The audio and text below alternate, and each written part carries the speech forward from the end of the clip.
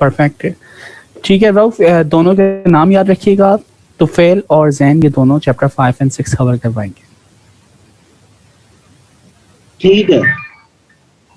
Okay, जज़ाकल्लाह।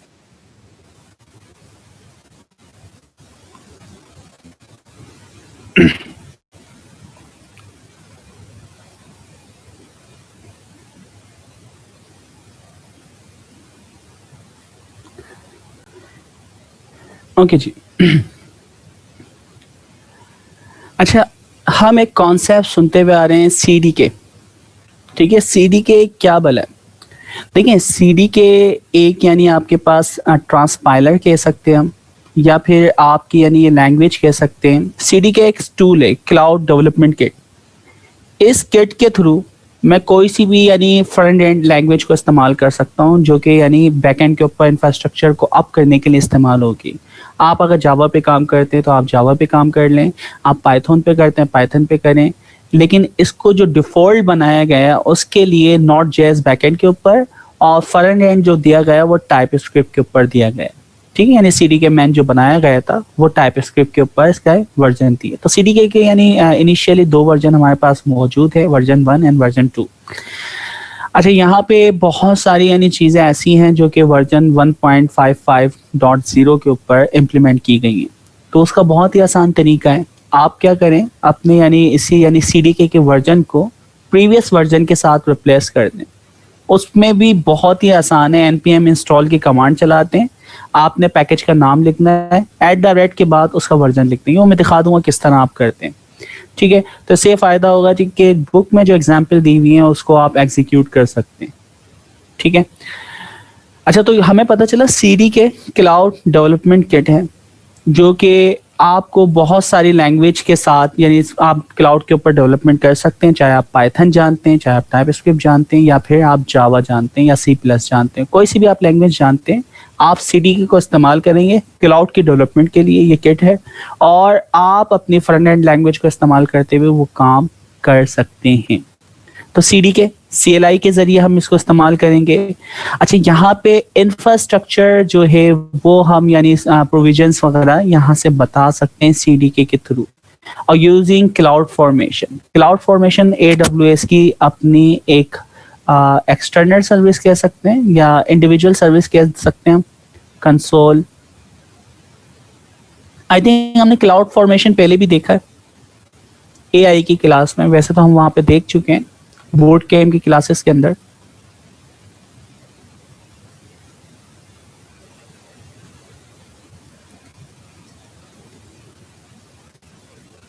ठीक है, देखिए यहाँ आ रहा है।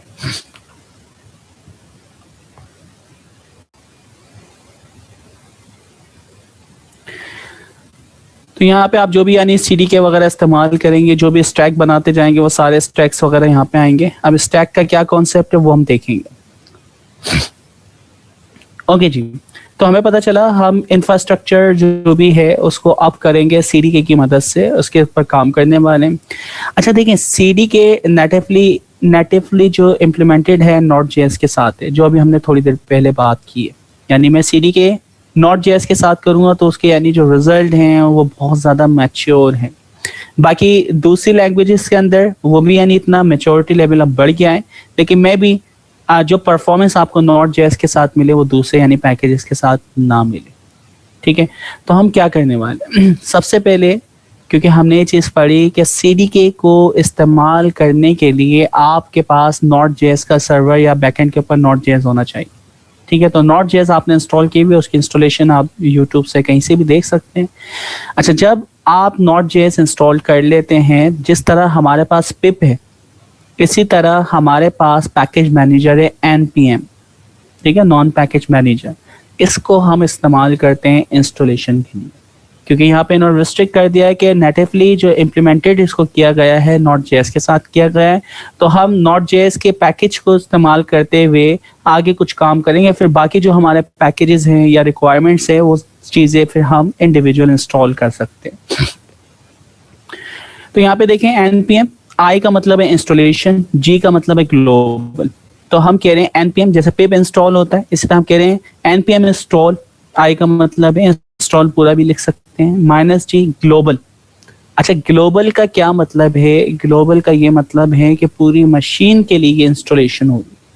और अगर आप सिर्फ लिखते हैं npm i AWS CDK, इसका मतलब था सिर्फ और सिर्फ जो प्रोजेक्ट पे आप काम कर रहे हैं करंट डायरेक्टरी के अंदर से, उसके लिए ये इंस्टॉल होगी।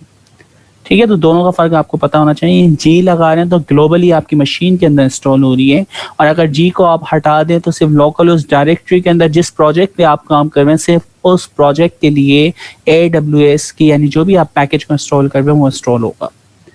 ठीक है, तो आगे जाके अगर आप यानी बूट कैम्प को देख रहे हैं तो वहाँ पे ज़्यादातर जो हम पैकेजेस इंस्टॉल करते हैं पर्टिकुलर प्रोजेक्ट के लिए करते हैं, क्योंकि किसी प्रोजेक्ट में कोई चीज़ ज़्यादा होती है, कोई चीज़ कम होती है। क्योंकि हम इसको सर्वर पे डिप्लॉय करेंगे, AWS की सर्विसेज पे स्टोरेज लेंगे, वहाँ पे डिप्लॉय करेंगे, तो जितनी ज़्यादा स्टोरेज होगी उतनी ज़्यादा आपको पे करना पड़ेगा। तो आपकी कोशिश होना चाहिए कि हर चीज़ ऑप्टिमाइज हो, कम से कम जितनी चीज़ें जो रिक्वायर्ड है वही चीज़ सर्वर पे आप भेजें, ना उससे कम ना उससे ज़्यादा। ओके, तो npm I for install, G for global, AWS CDK, ये जैसे ही हम कमांड चलाते हैं तो आपके पास CDK जो है वो इंस्टॉल हो जाएगा। अब सवाल ये है कि हमारे पास जो CDK इंस्टॉल है वो कौन सा वर्जन है दोस्तों? हमारे पास अभी 2.2 लेटेस्ट वर्जन अभी जो चल रहा है। अगर आप यानी इंस्टॉल करेंगे तो इस वक्त लेटेस्ट वर्जन 2.20 है। तो हमें तो अभी जो काम करना है वो 1.550 पे करना है। ठीक है, तो सिंपल सी आपके पास कमांड है। अच्छा, वहां पे आपको @ के बाद ना, यार ये कमांड देखें, पिप इंस्टॉल जी लगा देंगे आप, और CDK उसके बाद @1.550। तो CDK AWS है तो AWS CDK और उसके बाद 1.0 आप लगा देंगे। इसमें किसी को कोई मुश्किल? जी दोस्त, आसान है। ठीक है, बस बाकी का काम तो जैसे बता रहे वैसा आप करते जाएं, कोई मुश्किल नहीं होगा। तो हमने सबसे पहले इंस्टॉलेशन की है, उसका वर्जन देख लिया। तो इस वक्त अगर मैं वर्जन देखूं, CDK वर्जन, ठीक है, 1.550 जो भी हमारे पास यहाँ पे मौजूद है। ओके जी, हम करने वाले क्या है, हम क्लाउड फॉर्मेशन के ऊपर डिप्लॉयमेंट करेंगे CDK की मदद से। ठीक है, अच्छा, फ्रंट एंड हमारी कोई सी भी लैंग्वेज हो सकती है। मैं चाहूँ तो पाइथन पे काम कर सकता हूँ, जावास्क्रिप्ट पे कर सकता हूँ, टाइपस्क्रिप्ट, जावा, .NET, और इसके अलावा दूसरी भी जो यानी आपके CDK सपोर्ट यानी लैंग्वेजेस हैं उनको हम इस्तेमाल कर सकते हैं। ठीक है, लेकिन आपकी जो प्योर डिप्लॉयमेंट यानी अब बैकएंड के साथ आपका CDK कनेक्ट होता है, लाइब्रेरीज डिपेंडेंसीज जो CDK की अपनी हैं साथी, वो नेटिवली कनेक्ट है Node.js के साथ। ठीक है, आपने वो सर्वर अप कर लिया, आपने वो वर्जन इंस्टॉल कर लिया, उसके बाद आप फ्रंट एंड लैंग्वेज आप कोई सी भी इस्तेमाल कर लें, चाहे वो पाइथन हो या फिर टाइपस्क्रिप्ट हो। तो यहाँ पे हम लोग जो काम करेंगे वो पाइथन से करेंगे। बूट कैंप 2021 के अंदर हम प्योर फोकस कर रहे हैं टाइपस्क्रिप्ट को। टाइपस्क्रिप्ट कुछ नहीं, जावास्क्रिप्ट यानी अपर एक लाइब्रेरी जिसके अंदर आप यानी स्पेसिफिक जो रिस्ट्रिक्ट डेटा टाइप जो होती है ना उसके साथ खेल सकते हैं। तो रिस्ट्रिक्ट क्लासेस वगैरह डिफाइन कर सकते हैं, जबकि जावास्क्रिप्ट में ऐसा नहीं है कि आप प्योर डेटा टाइप वगैरह डिफाइन कर सकें।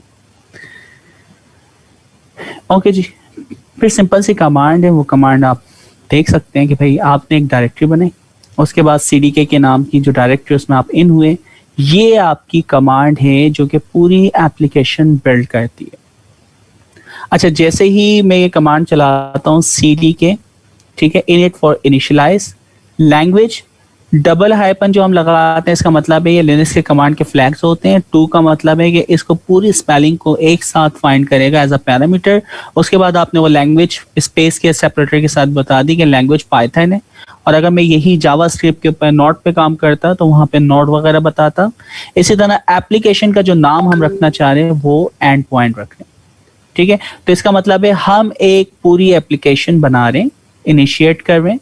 उसकी जो लैंग्वेज है कौन सी लैंग्वेज के लिए स्पेसिफिक है, पाइथन के लिए, और इस एप्लीकेशन का नाम आपने रख दिया एंड पॉइंट। जी, इस कमांड में किसी को कोई प्रॉब्लम? आसान ही है ना ये? आसान है सर, आसान। आसान है ना? ठीक है। अच्छा, मे बी हम कुछ चीज़ें चलाएं, क्योंकि मेरे पास लिनक्स के अंदर कुछ चीज़ें मैंने इंस्टॉल की थी। अच्छा, मेरा जो कर्नल है ना वो थोड़ा सा ख़राब हुआ हुआ है, सो मुझे दोबारा से इंस्टॉलेशन करना पड़ेगी पूरी लिनक्स की। तो मेरे पास कुछ चीज़ें इंस्टॉल हो रही हैं, कुछ चीज़ें इंस्टॉल नहीं हो रही। ठीक है, तो आप लोग ये चलाएंगे तो उम्मीद करता हूँ कि मोस्ट प्रोबेबली बहुत अच्छे से काम करेगी।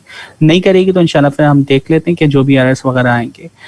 ठीक है। अच्छा, क्योंकि हमें अब कोशिश करना चाहिए, ये ओल्ड वर्जन के ऊपर काम हुआ है, तो अभी जो लेटेस्ट हमारे पास सीडीके का वर्जन है 2.20, उसके ऊपर इसी चीज़ को हम देख लें। अच्छा, तो आप अगर यानी हेलो वर्ल्ड देखते हैं पाइथन वगैरह का सीडीके के साथ 2.20 के साथ, तो वो आपको ना बहुत सारे ना आर्टिकल्स मिल जाएंगे, या AWS खुद यानी अपनी ये चीज़ें दे रहा है, तो ये थोड़ा सा आप ना खुद से फाइंड करेंगे। ठीक है, यही वाली एप्लीकेशन जो कि अभी CD के 1.55 के ऊपर बनाई गई है, हम 2.2 के ऊपर डिप्लॉय करें। ठीक है। अच्छा, वैसे इसने कहा है कि इसने रेपो का लिंक दिया है, और इसने यानी ये प्रॉमिस किया है कि जैसे ही वर्जन आता है 2.2 का, तो ये वहाँ पे अपना कोड अपडेट कर देगा। ठीक है, तो वहाँ देख लीजिएगा, या अदरवाइज आप लोग खुद से फाइंड करें कि इसको 2.20 के ऊपर किस तरह इम्प्लीमेंट कर सकते हैं। अच्छा, तो हमने क्या किया, एक पूरी एप्लीकेशन इनिशिएट की है जो कि पाइथन की होगी, और इसका एंड पॉइंट इसका नाम है, बस सिंपल सा काम किया। उसके बाद वही वर्चुअल एनवायरनमेंट आप बनाते हैं। अब आप यहाँ पे एक फ़ायदा देखें कि जब आप ये कमांड चलाते हैं तो ये खुद ब खुद एक वर्चुअल एनवायरनमेंट आपको बना के दे देगा। ठीक है, जैसे आप ये कमांड चलाएंगे तो आपको क्या बना के दे देगा, ये वर्चुअल एनवायरनमेंट।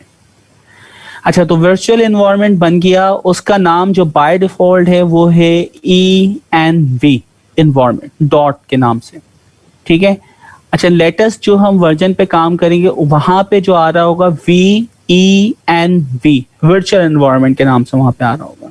ठीक है, तो दोनों के अंदर ये थोड़ा सा फर्क आ रहा है वर्जन के अंदर। हम एक काम करते हैं, कुछ कमांड चला लेते हैं, फिर बाकी हम कोड को गो थ्रू कर लेंगे।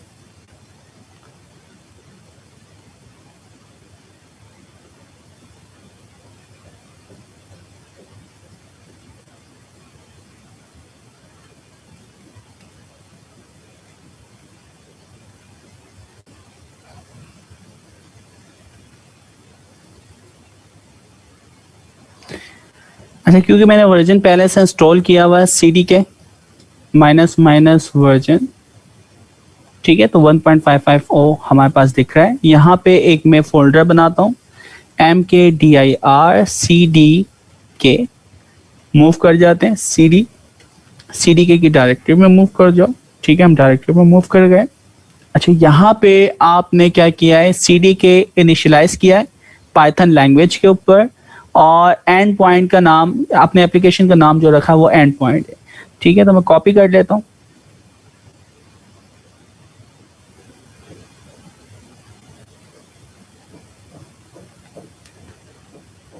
एंटर।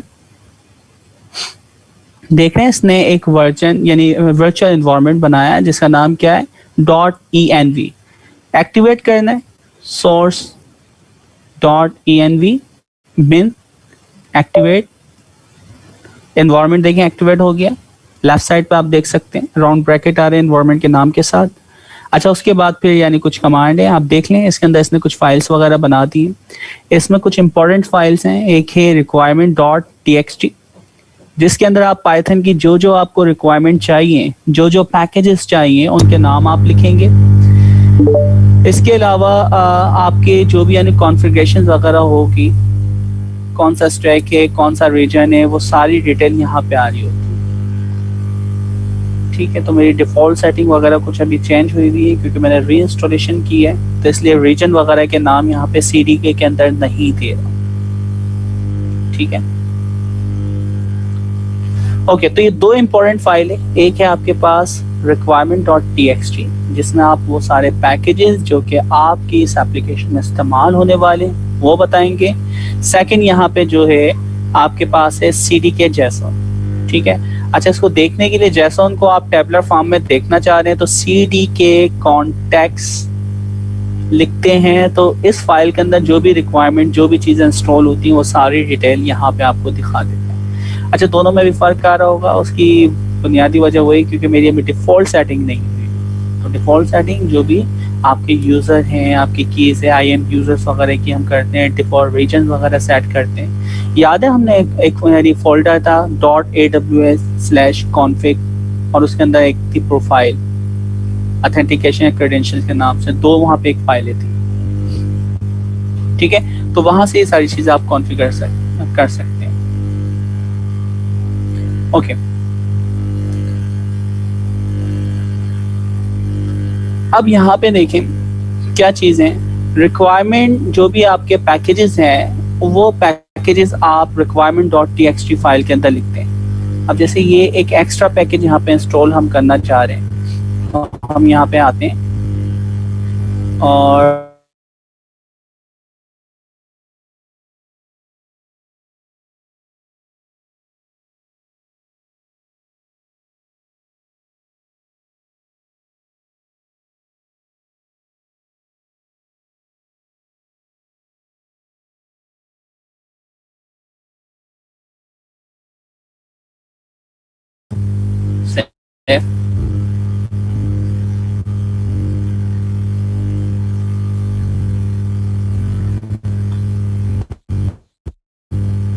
सबको मेरी आवाज आ रही है? मैं डिस्कनेक्ट तो नहीं हुआ? कुछ देर पहले नहीं आ रही सर, अभी आ रही है। तो मेरे पास मैसेज आया था सिग्नल वीक का। अच्छा, मैंने कुछ भी नहीं किया, सिर्फ हमने देखा कि हम CDK के कॉन्टेक्स्ट को कैसे देख सकते हैं। हमारे पास एक फाइल बनती है यहाँ पे जिसका नाम है requirement.txt। इसके अंदर वो सारे पैकेजेस के नाम लिखते हैं जो कि आप अपने प्रोजेक्ट में इस्तेमाल करना चाह रहे हैं। ठीक है, तो वो हमने यहाँ पे सारे नाम लिख दिए। उसके बाद इसको आप सेव करवा दें, मैंने इसको बंद कर दिया। फिर हमारे पास कि जो भी पैकेजेस इसके अंदर लिखे हुए हैं उनको एक एक करके पिप इंस्टॉल से हमें इंस्टॉल करना पड़ता। अगर मैं requirement.txt की फाइल नहीं बनाता एनवायरनमेंट के अंदर तो मुझे पिप इंस्टॉल aws SageMaker जो है पिप के साथ इंस्टॉल करना पड़ता, पिप इंस्टॉल numpy, पिप इंस्टॉल pandas, और इस तरह जितने भी पैकेजेस हैं पिप इंस्टॉल से करना पड़ते। अच्छा, हर दफा उन पैकेजेस को याद रखना और फिर डिप्लॉयमेंट के वक्त वो सारी कमांड चलाना एक लेंथी प्रोसेस था। तो हम वर्चुअल एनवायरनमेंट को इस्तेमाल करते हैं और इससे फायदा ये होता है कि वर्चुअल एनवायरनमेंट के अंदर requirement.txt की आप फाइल बनाते हैं और जब आप इसको सर्वर पे डिप्लॉय करेंगे इसके अंदर जितने भी पैकेजेस होंगे वो सारे के सारे सर्वर पे इंस्टॉल हो जाएंगे।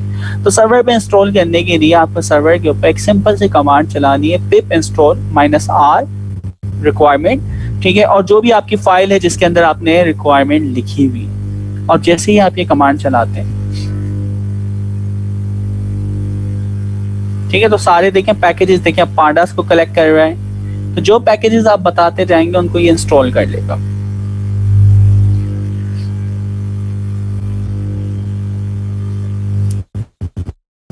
ठीक है, बैकएंड पे इंस्टॉल होते रहेंगे, हम आगे प्रोसेस करते हैं। सर जी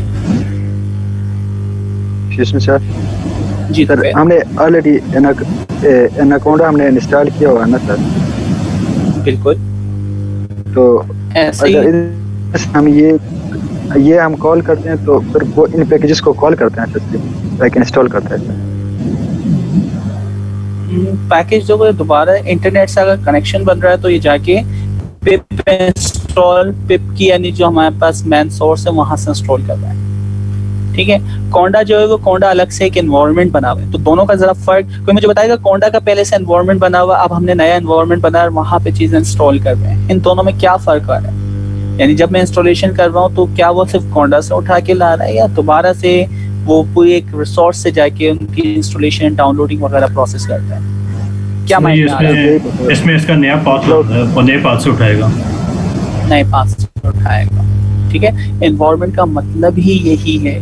देखिए, आपकी मशीन है ना, एक एनवायरनमेंट बना हुआ था जो कि आप लोकल जितने भी काम करते हैं एक एनवायरनमेंट में करते हैं। हमने एक आइसोलेट एनवायरनमेंट बना दिया।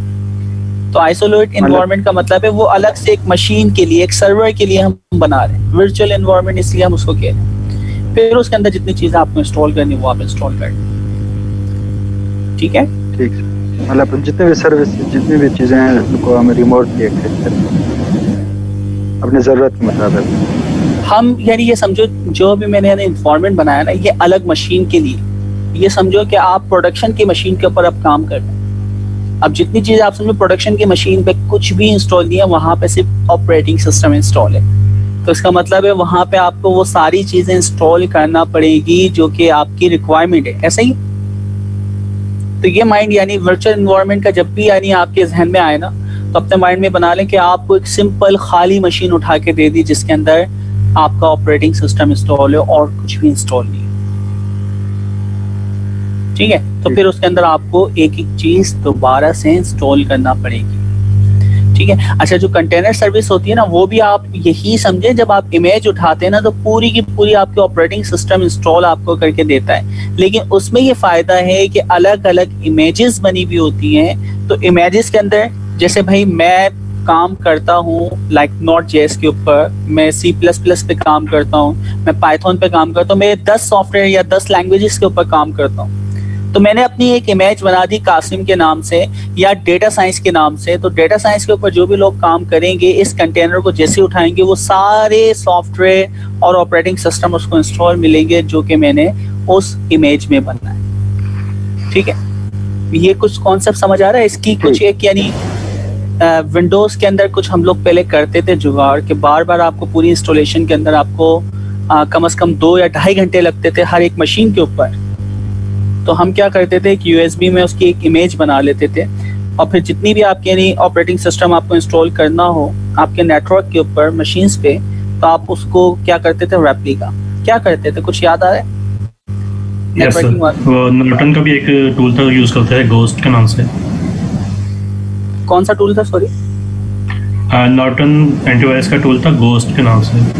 बिल्कुल, तो गॉस ऑपरेटिंग सिस्टम जिसे हम बोलते थे। ठीक है, वो रेप्लिका बनाया था सब एक जैसे सारे सॉफ्टवेयर पहले से प्री इंस्टॉल्ड मिल जाते थे। तो अब वही सेम कॉन्सेप्ट हमें कहाँ पे मिल रहा है, कंटेनर में। ऐसे ही जब भी आप इमेज को पुल करेंगे तो वो सारी चीजें आपको मिलेंगी जो कि उसमें आपने गोस्ट बनाते वक्त रखी थी। तो हम कंटेनर बनाते तो इसका मतलब वो गोस्ट ही बना रहे हैं। ठीक। अच्छा जी, तो यहाँ पे जो cdk डॉट देखें 2 इंपॉर्टेंट फाइलें बनी यहाँ पे। एक है requirement.txt जिसमें हम अपनी रिक्वायरमेंट खुद से बताएंगे और दूसरी है आपकी cdk.json। अच्छा, cdk.json जो है इसमें बहुत सारी जो चीजें हैं ना ये आपको सेटअप करना पड़ेंगी। जैसे आपकी एप्लीकेशन का जो नाम है ये Python 3, आपकी जैसे एप्लीकेशन चलेगी ना तो कमांड चलेगी, सर्वर जैसे अप होगा प्रोडक्शन के अंदर तो Python 3 स्पेस app.py यानी उसके अंदर जो भी चीज होगी ना वो चलेगी। इसका मतलब है मैं कुछ आपको अगर करके दिखाऊं तो बैकएंड पे क्या होगा, यही वाली थी क्या हो गया, चलो बाकी चीजें तो इंस्टॉल हो गए ना, पाइथन को पांडास को हटा देता हूँ। ओके, तो वहां पे कमांड क्या होगी, लाइक पाइथन और यहाँ पे app.py ये एक फाइल है, उसके अंदर कुछ लिखा ही नहीं है अभी तक शायद मैंने, app.py। ठीक है, तो इसके अंदर कुछ कोड लिखा हुआ है, मैं फिल वक्त अगर इसको हटाऊं Python 3 है। ठीक है, यहाँ पे इसको लाइन नंबर 3 फ्रॉम आगे आपने इसका प्रोसेस नहीं बताया। मैं सिंपल क्या करता हूँ, फिल वक्त इसको कुछ डेटा मिटा के प्रिंट हेलो वर्ल्ड आ रही है हेलो वर्ल्ड। तो इस कमांड से क्या होगा कि जैसे ये कमांड चलेगी वहां पे तो ये इसको पाइथन के थ्रू चलाएगी। ठीक है, अब जब ये पाइथन के थ्रू चलेगी फिर आगे आप दूसरी चीजें यानी जो आपने कॉन्फ़िगरेशन बताई हुई है ना वो बताएंगे, हम देखते हैं यहाँ से। अच्छा, ये आपको फिर ये चीजें ना सेट करना पड़ेगी, रोल्स वगैरह बनाना पड़ेंगे जो आगे आपको भी बनाना सिखाएगा। ठीक है, तो कॉन्टेक्स्ट रोल ARM एबस और रिसोर्स नेम, ARN का मतलब है रिसोर्स नेम। ठीक है, तो हमने Amazon IAM यूजर के अंदर रिसोर्स नेम का नाम बताया है SageMaker फुल एक्सेस। तो SageMaker फुल एक्सेस ये रोल के अंदर हमने डिफाइन किया है, जिसके अंदर वो SageMaker की तमाम जो भी यानी रोल हैं या उसकी यानी एक्सेस हैं वो परफॉर्म कर सकता है। अच्छा, हमारा जो मॉडल है, मॉडल का नाम हम रख रहे हैं TensorFlow 2 F-Amnis। क्या मतलब हुआ TF2 F-Amnis? TensorFlow करते हैं, वर्जन 2 इस्तेमाल करना है। TensorFlow 2 एमनिस्ट वाला डेटा फैशन एमनिस्ट।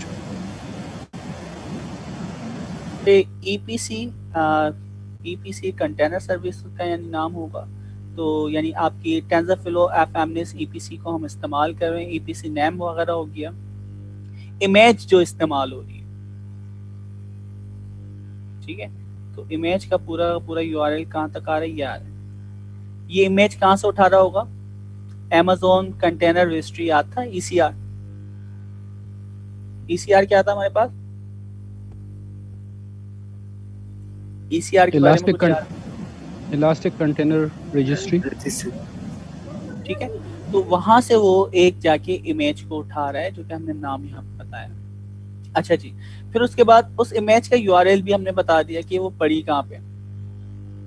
अच्छा, ये यहाँ पे हम मॉडल का URL बता रहे हैं, सॉरी, ठीक है। तो हमने जो प्रीवियस मॉडल क्या नाम है ट्रेंड किए थे, तो वहां पे इन्होंने पहले से बना के रखे हुए, तो ये चीज आपको याद है, ठीक है। तो वो जो मॉडल देख लें, model.tr.gs, जो कि लास्ट क्लास में हमने इसको डीपली पढ़ा था कि ये कौन सी फाइल होती है, इस फाइल में क्या क्या चीज होती है। कुछ याद आ रहा है इसके बारे में? सर ये आर्टिफैक्ट की फाइल है, जो इमेज होता है उसकी आर्टिफैक्ट फाइल है, जो हम मतलब है उसको डाउनलोड करके फर्दर उसको दोबारा से यूज कर सकते हैं मॉडल को। जो मॉडल ट्रेन हुआ है तो अब आपको जी, तो आप उसको S3 के पकड़ में उसकी फाइल बनती है, जो आर्टिफैक्ट फाइल होती है, ये उसका model.tr के नेम से। डेफिनेटली ये चीज है। अच्छा जी, बाकी तो आगे की चीजें बहुत आसान है, आप देख सकते हैं। MLT2 xlarge, ठीक है, ये क्या है? आपका इंस्टेंस या मशीन की टाइप है और उसका इंस्टेंस अप हो रहा है। अच्छा, ये जो चीजें अप हुई है ना, ये अभी मैंने लैम्डा फंक्शन नहीं लिखा, ठीक है। तो ये याद रहे कि ये पूरी की पूरी जो आपने कॉन्फ़िगरेशन बताई है क्लाउड फॉर्मेशन के ऊपर, ये पूरी की पूरी जो आपने रिक्वायरमेंट बताई उसके मुताबिक इस जगह पे जाके इस मशीन को अप करके इस मॉडल को उठा के और ये जो ट्रेन हुआ हुआ आर्टिफैक्ट की फाइल है उसको अप करके ये जो आपकी यानी SDK जो भी आपने पाइथन की कोड लिखा है उसको इस्तेमाल करने के लिए उस कोड को चला देगा और आपको एंड पॉइंट दे देगा। एंड पॉइंट क्या होगा? यानी यहाँ से यूजर उसको मतलब कांटेक्ट कर सकता है, यूज कर सकता है, हमारे मॉडल को यूज कर सकता है, ठीक है। तो ये चीज होगी। अच्छा जी, तो ये जो वैल्यू है ना, ये सारी वैल्यू आपकी चेंज आपको करना पड़ेगी, ठीक है। तो आप यानी फुल एक्सेस देखेंगे AWS का ARN Amazon रिसोर्स नेम क्या आ रहा है वो कॉपी पेस्ट करेंगे। अच्छा, ये चीजें तकरीबन सेम रहने दें, इमेज का नाम आपका सेम रहेगा, ठीक है। एंड फाइनली आपके पास ये जो मॉडल का URL आ रहा है ये चेंज होगा और उसके बाद सारी चीजें सेम है। तो आप हाईलाइट करिएगा भले जो जो चीज आपको चेंज करनी है। तो ये चीजें चेंज करके आप जब डालेंगे ना कोड के अंदर, ये कॉपी पेस्ट कर लेंगे और cdk.json की फाइल में जाके ये चीजें आपको लिखना पड़ेगी। जैसे आप लिख देंगे चेंज हो जाएंगी, उसके बाद फिर फर्दर हम वर्क करेंगे। फर्दर वर्क वही है cdk कॉन्टेक्स्ट। अभी थोड़ी देर पहले हमने एक कमांड चलाई थी, ये कुछ नहीं कर रही, जो जेसन फॉर्म में ये डेटा लिखा हुआ है ना, इसको ये एक टैबुलर फॉर्म में आपको डिस्प्ले करवा देता है। अब देखिए यहाँ पे सिर्फ थोड़ी सी चीजें आ रही, 2 चीजें आ रही, और वहां पे आप देखेंगे 4-5 आ रही, 8 आ रही। ऐसा क्यों है जी दोस्तों? ऐसा क्यों है? सर इसमें कंप्लीट है तो वो समझ ले सारी खाली समरी शो करवा रहा है। नहीं खाली समरी नहीं, इसके अंदर ये कॉन्फ़िगरेशन हमने करी है, ठीक है, हमने जेसन फाइल को ओपन करके वो जो कॉन्फ़िगरेशन वो हमें बता रहा है, उस कॉन्फ़िगरेशन के अंदर की वैल्यू पेयर थे, ऐसा ही है ना, की वैल्यू पेयर्स हैं कि ऐप कौन सी कमांड चलेगी, कॉन्टेक्स्ट क्या है, ठीक है, इंस्टेंस की टाइप क्या है, उसके काउंट क्या है, आपके मॉडल का यूआरएल क्या है, ये सारी चीजें आपने बताई हैं। तो ये जो आपने बताई है वो यहाँ पे आ रही है ना, तो ये चीजें आपको कॉन्टेक्स्ट वो सारी चीजें यहाँ पे लिखना पड़ेगी। क्लियर है? की वैल्यू पेयर है ना, अब आप यानी की वैल्यू बताते रहे कि भाई दूसरी चीज ये होगी, तीसरी ये होगी, चौथी ये होगी, पांचवी ये होगी, ऐसा ही है ना? Yes, sir.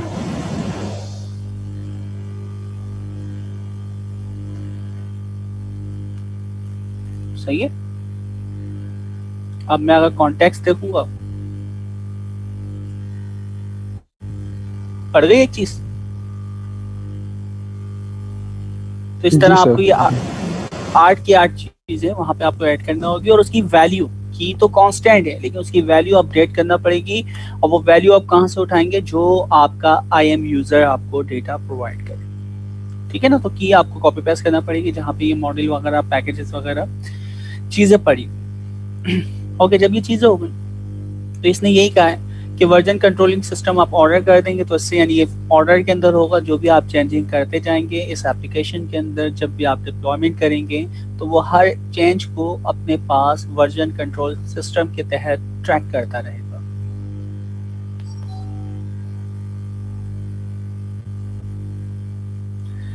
अच्छा, अब इसने ये सारी यानी कमांड कोड के अंदर लिखी हुई है, जो कि रैपो के ऊपर इसने हमें पहले से प्रोवाइड की हुई है। तो अगर इसकी ऑफिशियल जो यानी रैपो है सेजमेकर की, उसको हम देखें,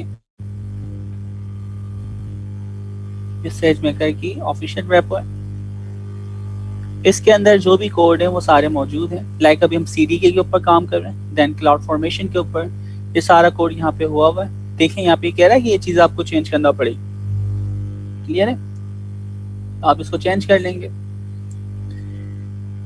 app.py ये सारा कोड हुआ हुआ है। कोड को एक नजर देख लेते हैं, गो थ्रू कर लेते हैं कि कोड में है क्या।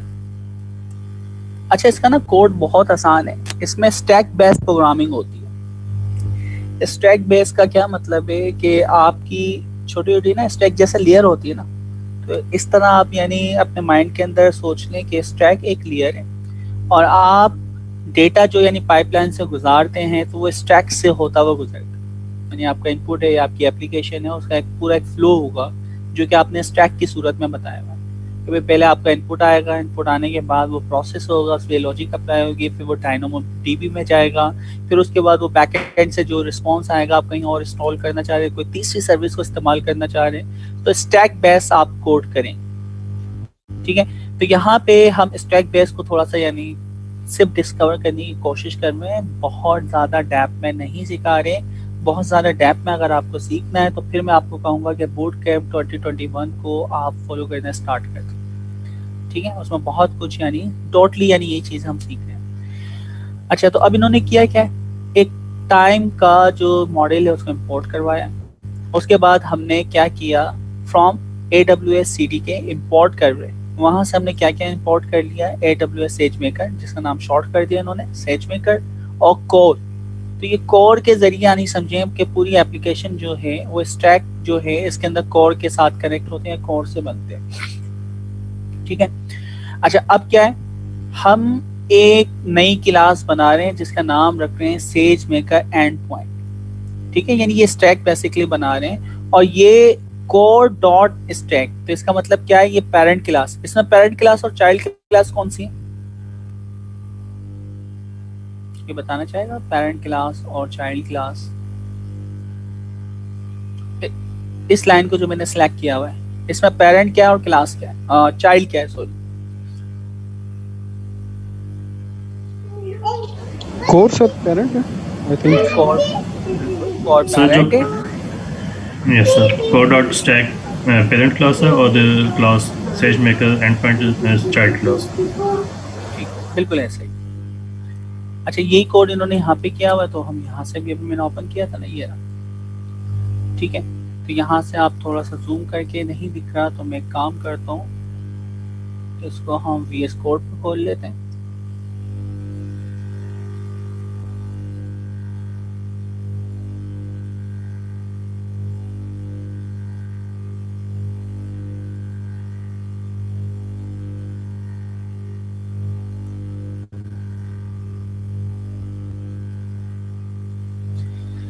अच्छा जी, तो हम क्या कर रहे हैं, सबसे पहले एक यानी क्लास बना रहे हैं, सब क्लास, जो कि कोर स्टैक से हम क्या कर रहे हैं, उसको एक्सटेंड कर रहे हैं, ठीक है, यानी उसकी चाइल्ड क्लास बना रहे हैं। उसके बाद इसका इनिशियलाइजर बना रहे हैं, ठीक है। इनिशियलाइजर में पहला यानी पैरामीटर आपको पता है सेल्फ ही पास होता है जितने भी आपके क्लास के मेथड बनते हैं। उसके बाद यहाँ पे हम बता रहे हैं ऐप, और इसके अंदर आपकी ऐप के जो स्टैक की टाइप है वो जाती है, उसकी आईडी जाती है, और फिर दूसरे बहुत सारे पैरामीटर हैं। यही सेम कॉन्सेप्ट जो भी स्टैक बेस्ड प्रोग्रामिंग करेंगे उसके ऊपर ये चीज रहेगी, ठीक है। ऐप का नाम है, उसके बाद आपकी उसकी आईडी है स्टैक की, और उसके बाद बहुत सारे और आपके पास आर्ग्यूमेंट हैं, पैरामीटर्स हैं जो हम इसमें पास करते हैं। बाय डिफॉल्ट जो वैल्यू आपको यानी रिटर्न कर रहा हो, क्या कर रहा है, नन, ठीक है। तो यानी इनिशियलाइजर जैसे ही आप कॉल करेंगे, स्टैक बनाएंगे, तो आपको कुछ भी रिटर्न नहीं होगा या नन रिटर्न होगा। अच्छा, फिर उसके बाद हमने क्या किया है, इसका जो इनिशियलाइजर है इसको हमने डायरेक्टली किसके साथ यानी कनेक्ट कर दिया। किसका इनिशियलाइजर उठा रहे हैं हम, इसकी सुपर का मतलब क्या है जी दोस्तों, सुपर का कीवर्ड आप लोगों ने प्रोग्रामिंग सर करी हुई है। ग्लोबल यूज होता है इसमें पेरेंट से। सर ये पेरेंट क्लास का कंस्ट्रक्टर कॉल कर रहा है। ठीक है, तो हम कह रहे हैं कि पेरेंट क्लास का जो भी कंस्ट्रक्टर है, इनिट का जो फंक्शन अभी हमने यहाँ बनाया है, ठीक है, तो हम उस इनिट के फंक्शन को डायरेक्टली अब वहाँ यहीं पे कॉल कर रहे हैं इसकी पेरेंट क्लास का। इसकी पेरेंट क्लास है कोर स्टैक, ठीक है। तो उसके अंदर भी यही पैरामीटर पास होते हैं, ऐप का नाम, उसकी आईडी, और बहुत सारे हम की वैल्यू पैरामीटर पास कर सकते हैं जो कि वहाँ पे डिफाइंड हुए, ठीक है। अच्छा, फिर उसके बाद ये काम हो गया। अब इसके अंदर कुछ चीजें ये बना रहा है, देखिए क्या क्या बना रहा है। सबसे पहले ये आपका क्लाउड फॉर्मेशन के बारे में, मॉडल के बारे में बता रहा है। ईपीसी, ठीक है, यानी एंड पॉइंट बना रहा है। ईपीसी का मतलब क्या, एंड पॉइंट कॉन्फ़िगरेशन। और इसी तरह आपके पास क्या है, ईपीसी ऐड कर रहा है यहाँ पे, ये आपकी देखें, ये कोर एक स्टैक बना रहा है ऐप। अब इस ऐप के अंदर इसने पहली यानी क्या किया है, इस ऐप को यानी पास किया है, अपने आप को सेल्फ खुद पास करता है। उसके बाद आपके जो भी स्टैक का नाम होता है जो कि क्लाउड फॉर्मेशन पे बनता है, वो नाम यहाँ पे हम लिखेंगे। और उसके बाद ये किस रीजन के अंदर मौजूद है, की वैल्यू पेयर। तो की वैल्यू पेयर जो हमने वहां पे पास किया था cdk.json के अंदर, कि आपका रीजन कौन सा है, आपकी यानी और भी जो फर्दर यानी कॉन्फ़िगरेशन इसमें पास कर सकते हैं। इसी तरह इसके अंदर आप दूसरा यानी कोई एंड पॉइंट के साथ कुछ और भी लगाना चाहते हैं, प्रेडिक्शन या XYZ दूसरी कोई लिए, तो उसके लिए भी आप यही चीज क्या करते, कॉपी पेस्ट, ठीक है। तो जितने आपको स्टैक लगाने वो स्टैक यहाँ पे लगाते जाएं। तो कहने का मतलब ये है कि आपकी ये ऐप बनी, इसका पहला स्टैक ये है जिसके अंदर एंड पॉइंट बन रहा है, दूसरा स्टैक में कुछ और हो रहा है, तीसरा स्टैक में कुछ और हो रहा है। अच्छा, इसकी आप चीजें देखें, पहले वाले के अंदर हमेशा जो ऐप आपने यहाँ पे क्या बनाया है, इसका ऑब्जेक्ट बनाया, वो पास होता है सबके अंदर। पहला आर्ग्यूमेंट मस्ट है जो कि आपने ऐप का यहाँ पे क्या बनाया, ऑब्जेक्ट, वो पास होता है। उसके बाद स्टैक के नाम, तो यहाँ नेक्स्ट वाले में नाम चेंज हो जाएगा, फिर थर्ड वाले में भी नाम चेंज हो जाएगा, फोर्थ वाले में भी नाम चेंज हो जाएगा। और हर स्टैक के अपने की वैल्यू पैरामीटर्स होते हैं जो कि आप इसमें पास कर सकते हैं, ठीक है ना, क्योंकि हर एप्लीकेशन के लिए, हर स्टैक के लिए आपके पास अलग अलग चीज है। अब ये एंड पॉइंट के लिए जिसमें आप क्लाउड फॉर्मेशन को इस्तेमाल कर रहे हैं, इसी तरह एक स्टैक में लगा था डायनामोडीबी का, इसी तरह मैं नैपचॉन का लगा था, ठीक है। और हमारे पास जो तीसरी, चौथी या 10 सर्विसेज हैं अमेज़न की, तो उन सर्विसेज को हम इस्तेमाल करते हैं। तो उन सर्विस के जो स्टैक बनाए उनके नाम आते, और उसकी जो की वैल्यू पेयर्स हैं वो पास हम कर सकते हैं, ठीक है। ये समझ आ गया, आर्किटेक्चर समझ आया। आप टॉप से आर्किटेक्चर को नहीं देखें, आप बॉटम से आर्किटेक्चर को देखें, कि आप एक स्टैक यानी जितनी भी आपकी कोर्स है ना, जिसमें आप स्टैक को एक दूसरे के साथ जोड़ेंगे, आप उसका एक क्या बनाते हैं, ऑब्जेक्ट। उसके बाद जो भी आपने यानी ऑब्जेक्ट बनाया है, आपने एक चाइल्ड क्लास बनाई हुई थी, चाइल्ड क्लास बनाई थी जो कि आपने स्टैक के साथ एक्सटेंड की थी, सेज मेकर एंड पॉइंट, ठीक है। उसका कंस्ट्रक्टर आपने कॉल किया, इसके अंदर बाय डिफॉल्ट जो आपकी ऐप है उसको खुद सेल्फ हमेशा पास करते हैं। सेकंड के अंदर जो स्टैक का नाम है वो नाम पास किया जाता है, एंड थर्ड के अंदर बहुत सारे आर्गुमेंट इसमें पास होते हैं। पास करना चाहे कर दे, नहीं करना चाह रहे तो डिफॉल्ट वैल्यू वो खुद उठा लेगा जो भी उस स्टैक से एलिमेंट आपने प्रोग्राम में लिखा होगा। जी, ये कॉन्सेप्ट समझ आ रहा है?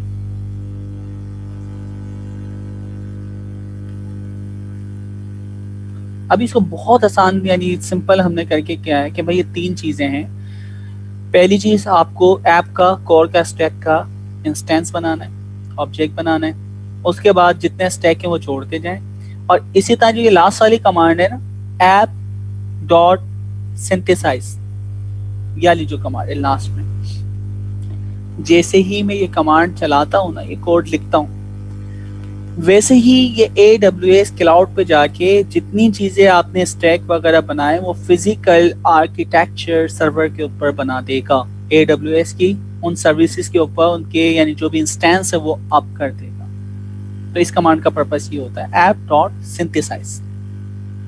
ठीक है, इससे पहले हम जितना काम कर रहे थे वो हम लॉजिकल सेट कर रहे थे, ये चीजें होंगी, लेकिन जैसे ही ऐप डॉट सिंथेसाइज की कमांड चलती है वैसे ही क्या होता है। जी, सबको मेरी आवाज आ रही है?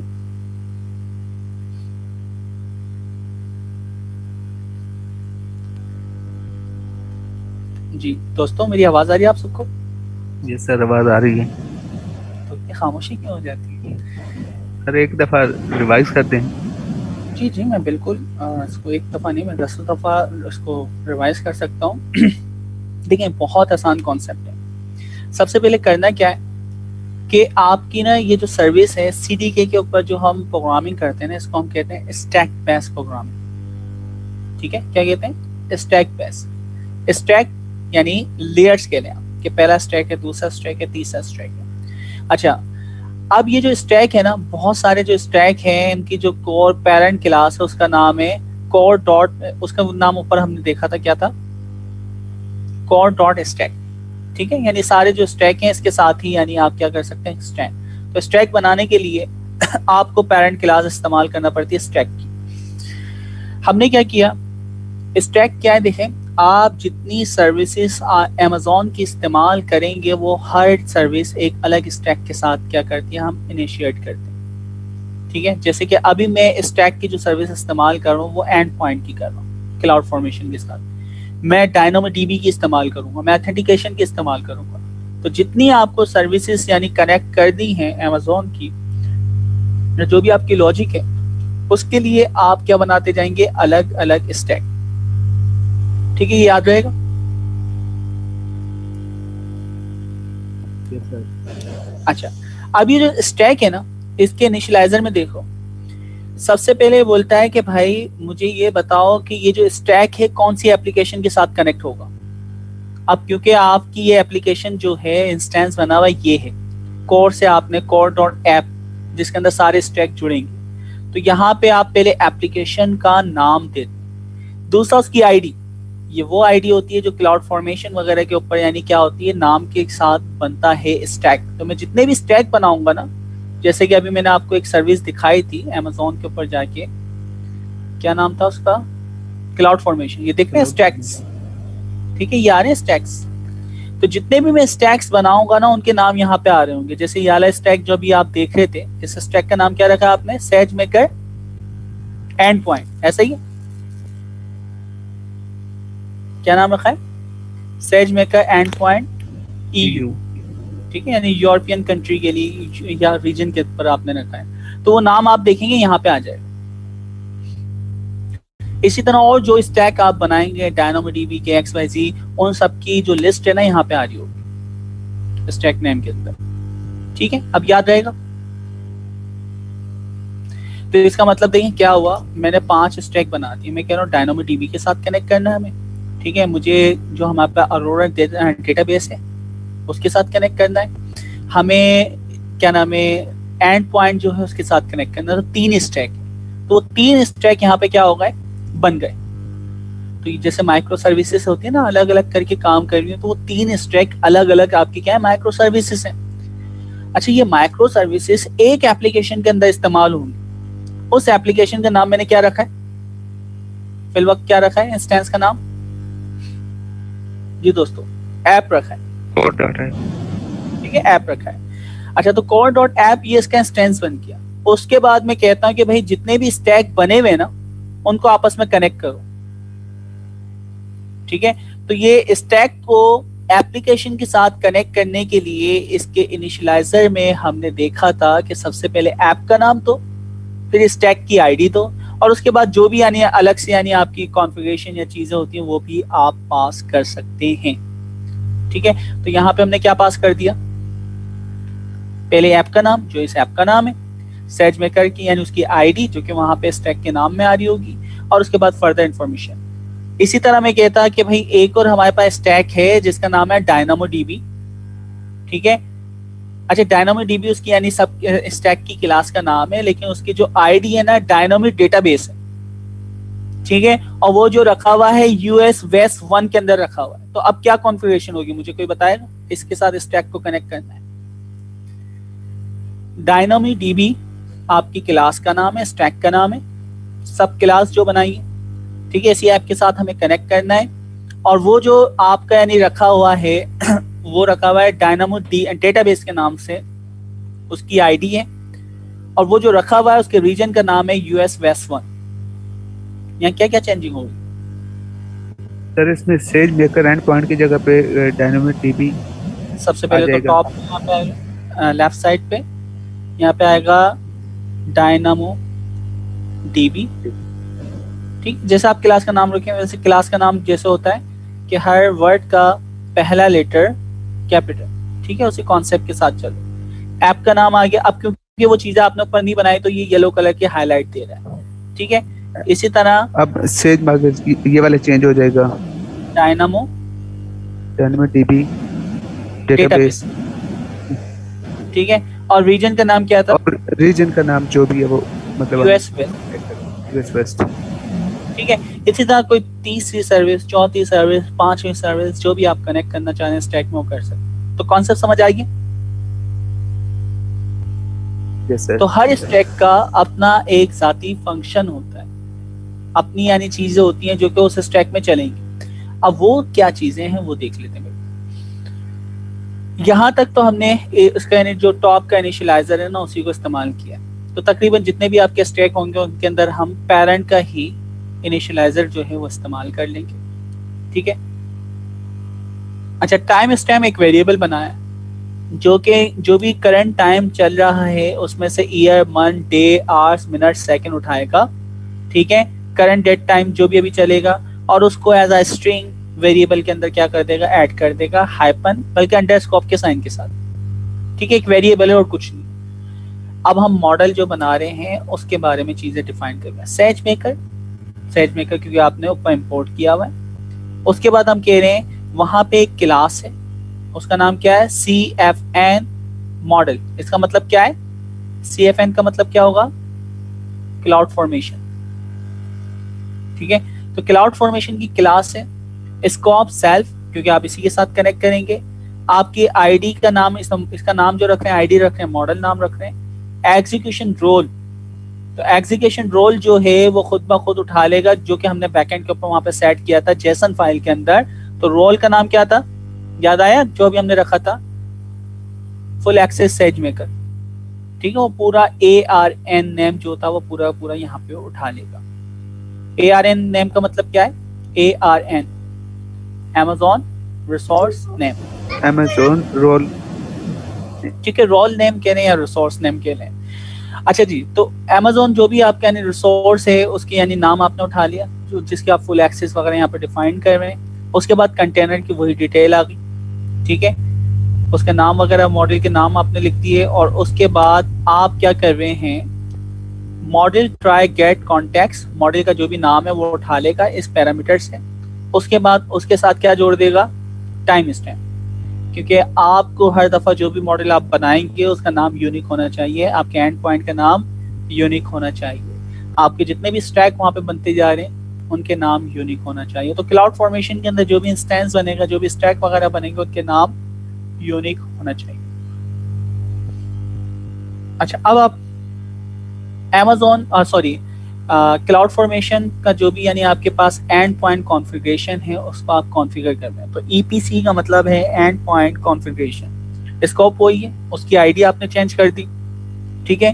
प्रोडक्शन इन्वॉल्व आपके जो भी वेरिएंट्स है वो आप बता रहे हैं। तो ऊपर जो मॉडल बनाया, ये मॉडल बनाया है, तो मॉडल के अंदर जाओ, मॉडल डॉट नेम, तो ये जो पूरा नाम उठ के आएगा वो खुद ब खुद नाम मॉडल का खुद उठा लेगा।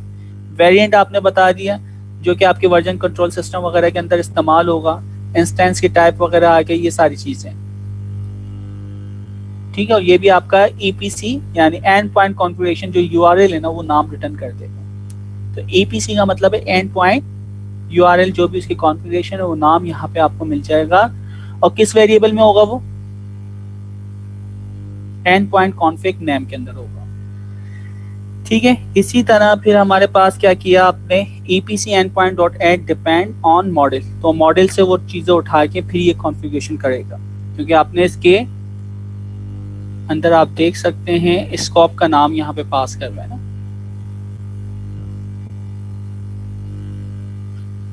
EPC dot add depend on, तो एड डिपेंड ऑन इसके अपने डिफॉल्ट फंक्शंस हैं EPC वगैरह के, क्योंकि हम क्लास को कॉल कर रहे हैं। अच्छा, सेज मेकर एंड पॉइंट, और यही चीजें आपने यहाँ पे एंड पॉइंट फाइनल आपको जो मिलेगा तो उसके बारे में आप कॉन्फ़िगरेशन कर लें। तो यहाँ पे देख लें भाई क्या क्या कॉन्फ़िगरेशन है। सेल्फ स्कोप है, बिल्कुल आपने माई EPC यानी एंड पॉइंट जो है, एंड पॉइंट कॉन्फ़िगर नेम जो है वो यहाँ से इस वेरिएबल से उठा रहा है, एंड पॉइंट नेम जो है वो टाइम स्टैम्प के साथ मिलके जो आ रहा है वो यहाँ से उठा रहा है। उसके बाद आप इसको फाइनली EPC, क्योंकि क्लास है क्लाउड फॉर्मेशन की, एड डिपेंड ऑन ये मेथड उसमें पहले से बना हुआ है, आपने इसको कॉल किया और इसमें EPC एंड पॉइंट कॉन्फ़िगरेशन पास की, तो यहाँ पे आपको एंड पॉइंट दे देगा। तो यहाँ पे 3 इन्होंने क्लासें बनाई, 3 क्लासों देख लें। मॉडल है, मॉडल के बाद आपने कॉन्फ़िगरेशन करी है, कॉन्फ़िगरेशन के बाद आपने एंड पॉइंट गेट किया, ठीक है। तो यहाँ पे ये चीज़ आपको रिटर्न कर देगा। सिंपल और आसान सा कोड है और इसको आप बहुत आसानी से समझ भी सकते हैं, बार बार रिपीट कर सकते हैं। यही सारा कोड इसमें बता रहा है।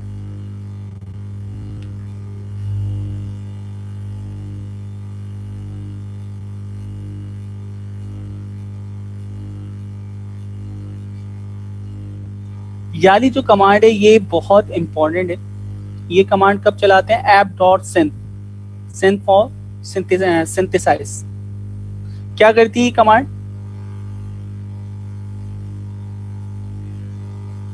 सर ये तमाम सर्विसेज को मतलब एंड पॉइंट पे एक्टिवेट करते हैं। हाँ, जितने भी आपने स्टैक की कॉन्फ़िगरेशन सारी चीज़ें यहाँ पे बताई हैं, तो वो सारी की सारी जो क्लाउड फॉर्मेशन है, इंफ्रास्ट्रक्चर है, वो बैकएंड के ऊपर अप करती थी। अब देखें ना, आप DynamoDB को इस्तेमाल कर रहे थे, आप क्लाउड फॉर्मेशन को इस्तेमाल कर रहे थे, आप AWS को, और यानी 4-5 सर्विसेज इस्तेमाल कर रहे हैं, उसके स्टैक बनाए हुए थे। तो ऐप डॉट सिंथ जैसे ही करते हैं तो वो बैकएंड के ऊपर वो सारी सर्विसेज को अप करके, उनको इंस्टेंस बना के, उनको आपस में कनेक्ट करके, उनके कॉन्फ़िगरेशन, उनके नाम उठा के फाइनली आपको वो चीज़ें रिटर्न कर देगी जो आपने इस ऐप के एंड के अंदर यानी एंड पॉइंट के जरिए हासिल करना है। अच्छा, डिप्लॉयमेंट बहुत आसान है। CD के लिस्ट, तो जो भी आपने स्टैक वगैरह आपने एंड पॉइंट नाम रखा हुआ था एप्लीकेशन का, वो नाम आ जाएगा। CD के डॉट सिंथ सेजमेकर एंड पॉइंट, तो सिंथेसाइज जैसे ये कमांड हम चलाएंगे CDK के साथ, तो ये बैकएंड के ऊपर क्या करेगी, पूरा इंफ्रास्ट्रक्चर को अप कर देगी, जो कि इसकी CDK अभी आप अप कर रहे हो जिसके अंदर बहुत सारे स्टैक्स हैं, उनको क्या कर देगा, बैकग्राउंड पे जाके अप कर देगा। और कमांड डिप्लॉय की, तो डिप्लॉयमेंट तो बहुत ही आसान है, CDK डिप्लॉय, और उसके बाद जो भी आपके यानी CDK अभी आपने लिस्ट बनाई है जिसके ऊपर आप एप्लीकेशन पे काम कर रहे हैं उसका नाम लिखेंगे, ठीक है। तो जस्ट ये थोड़ी सी कमांड है और इसके बाद ये कम से कम थोड़ा सा आपसे टाइम लेगा और उसके इंस्टेंस वगैरह अप कर देगा एंड फाइनली आपको एक URL मिल जाएगा, एंड पॉइंट मिल जाएगा, ये ना। अच्छा, लास्ट कमांड भाई फर्ज है आपके ऊपर, कौन सी? CDK डिस्ट्रॉय, और उसके बाद उस स्टैक का नाम, स्टैक नहीं यानी मैं एप्लीकेशन का नाम कहूंगा जो आपने अप करी। क्यों चलाएंगे ये कमांड? एंड पॉइंट ऐसे को रिमूव करने के एंड लिए। पॉइंट को डिस्ट्रॉय करने के लिए। ठीक है, तो एंड पॉइंट जो अप हुआ उसको डिस्ट्रॉय करने के लिए। ठीक है, तो ये बस ये छोटी सी चीजें थी, बाकी तो चीजें आसान है। ठीक है, तो ये CDK is an interesting alternative to writing template directory. Template क्या था भाई? पूरा एक टेम्पलेट है ना, आपने बताया कि ये चीजें, ये सर्विसेज हैं, ठीक है, इनको आपस में इस तरह इंटीग्रेट करना, देन इनको चलाना, इस तरह इनकी कनेक्टिविटी होगी। ठीक है, और पहले यानी फर्स्ट स्टेप, सेकंड स्टैक और थर्ड स्टैक से ये चीजें जाएंगी। तो इसने जस्ट आपको एक ओवरव्यू दिया। अगर आप इसको डीपली देखना चाह रहे हैं तो बूट कैंप 2021 की क्लास नंबर 5 या 6 से आप देखना स्टार्ट करें, तो उसके अंदर ये सारी SDK को बहुत डीपली डिफाइन किया गया। ठीक है, तो वहां पे एक नजर आप देखना चाहें तो देख सकते हैं। अच्छा जी, अब हम जा रहे हैं नेक्स्ट, जो हमारे पास स्टेप है जिसका नाम है step functions. Step function Amazon की एक सर्विस है। अच्छा, स्टेट्स फंक्शन या स्टेप फंक्शन जो हैं ये क्या होते हैं? मशीन के स्टेट्स हैं, जिसके अंदर हम कॉम्बिनेशन ऑफ स्टेप क्या करते हैं? कॉल करते हैं। ठीक है, आपकी जो मशीन्स हैं, ठीक है, उनके स्टेट्स हैं कि भाई कौन सी मशीन आप है, कौन सी मशीन डाउन है, कौन सी यानी मशीन किसके साथ कनेक्ट हो रही है, उनके स्टेट्स। ठीक है, उनकी क्या है? A combination of step. तो आपके a state machine is a combination of a steps, और वो जो स्टेप्स हैं वो कैसे चलेंगे? वो सिक्वेंशियल चल सकते हैं कि भाई जैसे मैंने कहा कि पहले DynamoDB को आप करो, फिर SQL सर्वर को आप करो, फिर उसके बाद जाओ आपके जो सर्वर है जो कि एंड पॉइंट बनाएगा उसको आप करो, उसके बाद वहां से डेटा उठाओ, ट्रेनिंग करो। तो मैं 10 मशीनें, 10 इंस्टेंस बता रहा हूँ और उनके स्टेप बता रहा हूँ कि भाई ये स्टेट्स इस कॉम्बिनेशन के साथ आपको परफॉर्म करने हैं। तो सिक्वेंशियल हो सकते हैं, पैरेलल हो सकते हैं, कंडीशनल बेस हो सकते हैं। सिक्वेंशियल का मतलब जैसे मैं बताया कि हमेशा ये सीक्वेंस फॉलो होगी। पैरेलल यानी दो चीजें मैं कह रहा हूँ कि भाई आप जाओ सबसे पहले डेटा S3 से उठाओ और DynamoDB, और उसके साथ साथ आपकी जो दूसरी यानी अरोरा डेटाबेस है उसको आप कर दो। तो अब दो चीजें पैरेलल अप हो रही। ठीक है, तो ये आप पैरेलल भी एक साथ दो चीजों को आप कर सकते हैं, स्टेट्स वगैरह चला सकते हैं। कंडीशनल क्या होगा? कंडीशनल की कोई एग्जांपल देना चाहे?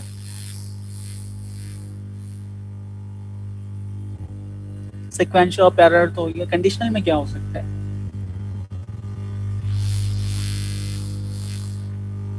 सीक्वेंस और पैरेलल को कोई एक यूज करे या इस तरह की?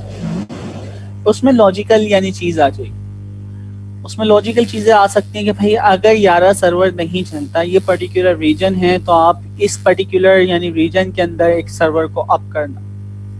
ठीक है, मैं कहता हूँ कि पाकिस्तान के जो नियरेस्ट रीजन है वहां से कोई रिक्वेस्ट आती है तो हमारी लॉजिक ये है कि वहीं का जो नियरेस्ट रीजन है ना, वहीं का एक सर्वर अप करना और उसके ऊपर प्रोसेसिंग करना। तो ये कंडीशनल बेस हो गया। ठीक है, तो कंडीशनल बेस हो सकती है, सिक्वेंशियल हो सकती है, या पैरेलल हो सकती है। अच्छा, उसके बाद हम क्या करेंगे? Step function are integrated with many AWS services such as lambda function, DynamoDB। तो ये पहले से इंटीग्रेट हुई हुई है स्टेट मशीन वाला जो कॉन्सेप्ट है। सो बेसिकली हम क्या करेंगे? वर्क फ्लो यहाँ पे हम इसको डिजाइन करते हैं। You can easily use them in your work flows. तो आप आपका जो भी वर्क फ्लो है वो यहाँ पे डिफाइन कर सकते हैं। अच्छा, स्टेट्स मशीन्स जो हैं उनको जो हम डिफाइन करते हैं वो भी JSON के अंदर करते हैं। तो JSON आपको आती है, आप JSON के ऊपर कर लें, या Amazon स्टेट लैंग्वेज है तो उसके ऊपर भी आप कर सकते हैं। इसके अलावा आप इसको आसानी से विजुअलाइज कर सकते हैं कंसोल पे जाके। तो आपको कुछ नहीं करना, स्टेट मशीन लिखेंगे या स्टेप फंक्शंस लिखेंगे, वहाँ पे जो भी आप वर्क फ्लो वगैरह बनाएंगे वो डिटेल वहाँ पे आ रही होगी। ठीक है, तो इसमें देखें क्या आसानी है कि आप आसानी से इंफ्रास्ट्रक्चर वगैरह जो है, जो बैकएंड के ऊपर चल रहा है, कहाँ पे चीज़ चल रही है, उसका वर्क फ्लो क्या है, वो सारी चीज़ें बहुत आसानी से विजुअलाइज कर सकते हैं और उनको कंट्रोल कर सकते हैं, प्रोविजंस कर सकते हैं। अच्छा, अब ये कह रहा है कि भाई इस वक्त step function has a dedicated Python SDK के साथ हम कर रहे हैं। ठीक है, अच्छा, अब ये ना समझिएगा कि ये डेटा साइंस के कुछ है। SDK का मतलब, SDK हम पहले भी सॉफ्टवेयर डेवलपमेंट किट होती है, और इसका मतलब क्या होता है? ऑटोमेटिक आपकी यानी क्या होता है? End to end work flow बनाना होता है, ठीक है। तो इसका मतलब क्या है, एसडीके जो हम इस्तेमाल कर रहे हैं एंड टू एंड पूरी आपकी एक वर्क फ्लो बना के एक एप्लीकेशन को आप कर देता है। वर्क फ्लो का मतलब क्या, आपने स्टेप बता दिए, पहले ये काम करें, दूसरा ये करें, तीसरा ये करें, चौथा ये करें, इन सर्विसेज को इस्तेमाल करते हुए। तो ये आपका क्या है, एक एंड टू एंड, एक एंड से दूसरे एंड का पूरा एक वर्क फ्लो है। इसमें ये क्या करना चाह रहे हैं, ये ऑटोमेट ट्रेनिंग एंड डिप्लॉयमेंट कर रहे हैं साइकिट-लेन के ऊपर, जो कि आपने बोस्टन हाउस डेटा सेट के ऊपर काम किया था, ठीक है। तो इसमें यही कह रहा है कि भाई इसका जो यानी अपडेट वर्जन क्योंकि अब हो चुका है, और अगर यानी इसने अभी तक यानी पुश नहीं किया तो इस यानी रैपो के अंदर SDKV वर्जन 2 के इसमें जाके चैप्टर 2 के अंदर ये अपडेट कर देगा।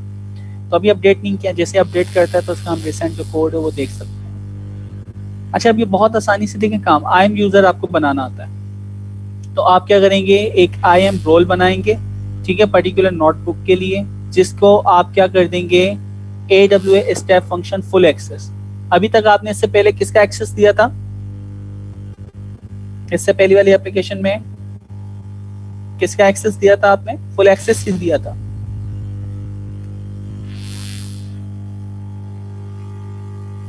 SageMaker, ठीक है। तो इससे पहले हमने हाँ ARN और SageMaker फुल एक्सेस हमने दिया था, रोल जो डिफाइन किया था।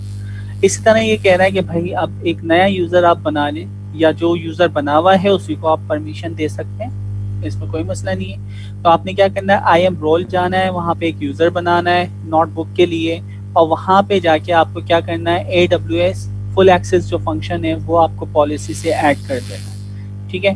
तो ये बहुत ही आसान है, आप स्टेप फंक्शंस के अंदर जाएं, रोल क्रिएट करें, और स्टेप फंक्शन जो हैं उसके अंदर देखें क्या क्या स्टेप आपको फॉलो करना है। ये लिंक है, क्रिएट रोल करें, और वहाँ से जाके ये आपके 5 या 6 स्टेप्स हैं, 7 स्टेप्स हैं, ये आपको परफॉर्म करना है। ये कर लेंगे यार, इतना मुश्किल नहीं है। इस लेवल पे आके अब एक एक यानी आपको लिंक के थ्रू करवाना, स्टेप वाइज करवाना।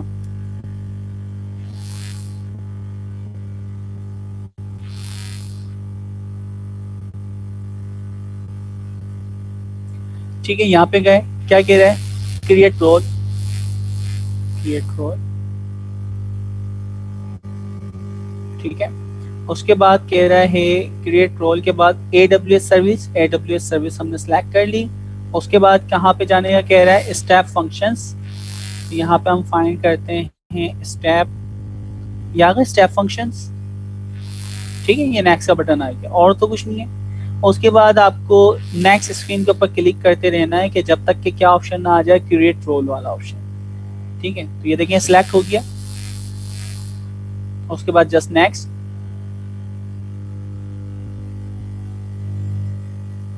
ठीक है, नेक्स्ट। क्रिएट रोल तक जब तक नहीं आ रहा, यहाँ पे क्रिएट नेम, रोल का नाम आ जाए, ठीक है।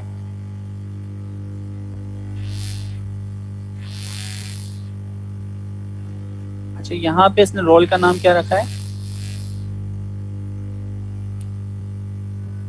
ये नाम रख दें क्या,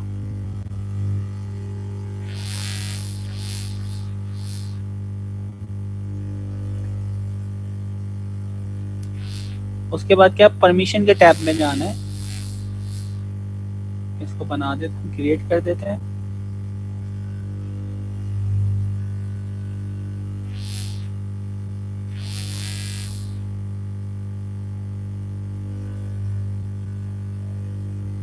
ये आ गया रोल आपने बनाया,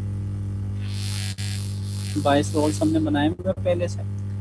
अच्छा, अब कौन से आपको टैब में जाना है, परमिशन,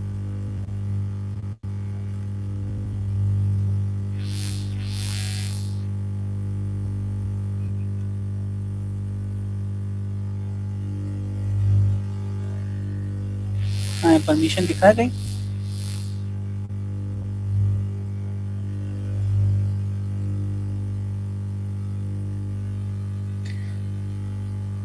अच्छा ऐड इन पॉलिसी आ रहा था ना यहाँ पे, add in line policy, add in line policy यही आ रहा है ना, परमिशन से ही, ठीक है। और उसके बाद फिर आपको क्या करना है, सिलेक्ट जॉसन टैब, जैसन का टैब सिलेक्ट करना है।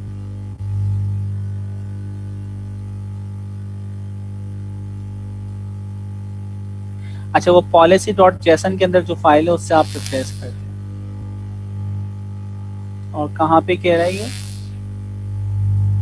चैप्टर 12।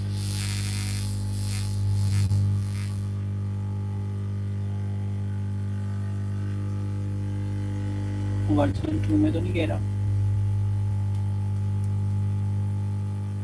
नहीं, हम वहीं पे जाते हैं। चैप्टर 12 स्टेप फंक्शंस, और क्या नाम दे रहा है ये फाइल का?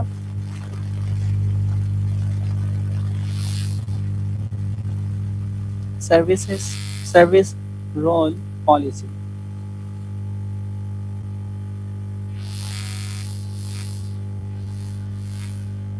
यहाँ तो ये आ रही है। अच्छा, एक पॉलिसी क्या आ रही है? ठीक है, कर लेंगे ना?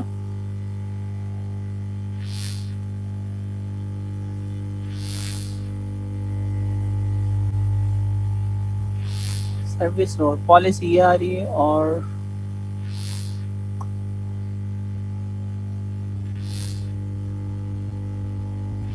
वर्जन 2 क्या करना है? Sir I think SDK V2 में वो फाइल पड़ी होगी। हाँ, मैं यही कंफर्म करूँ कहाँ पे? नहीं, यहाँ भी नहीं पड़ी।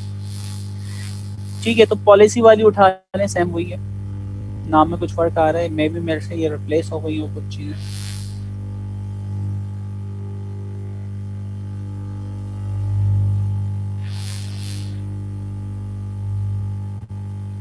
पॉलिसी आ रही है।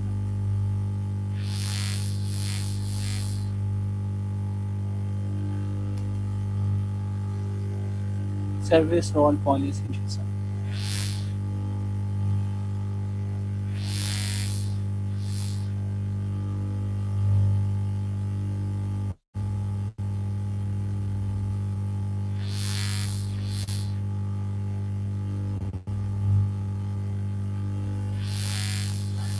क्रिएट पॉलिसी, उसके बाद क्या है?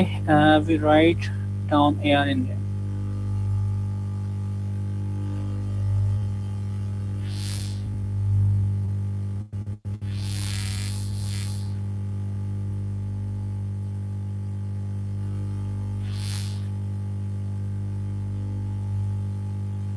ठीक है, इसका हम क्या नाम रखें?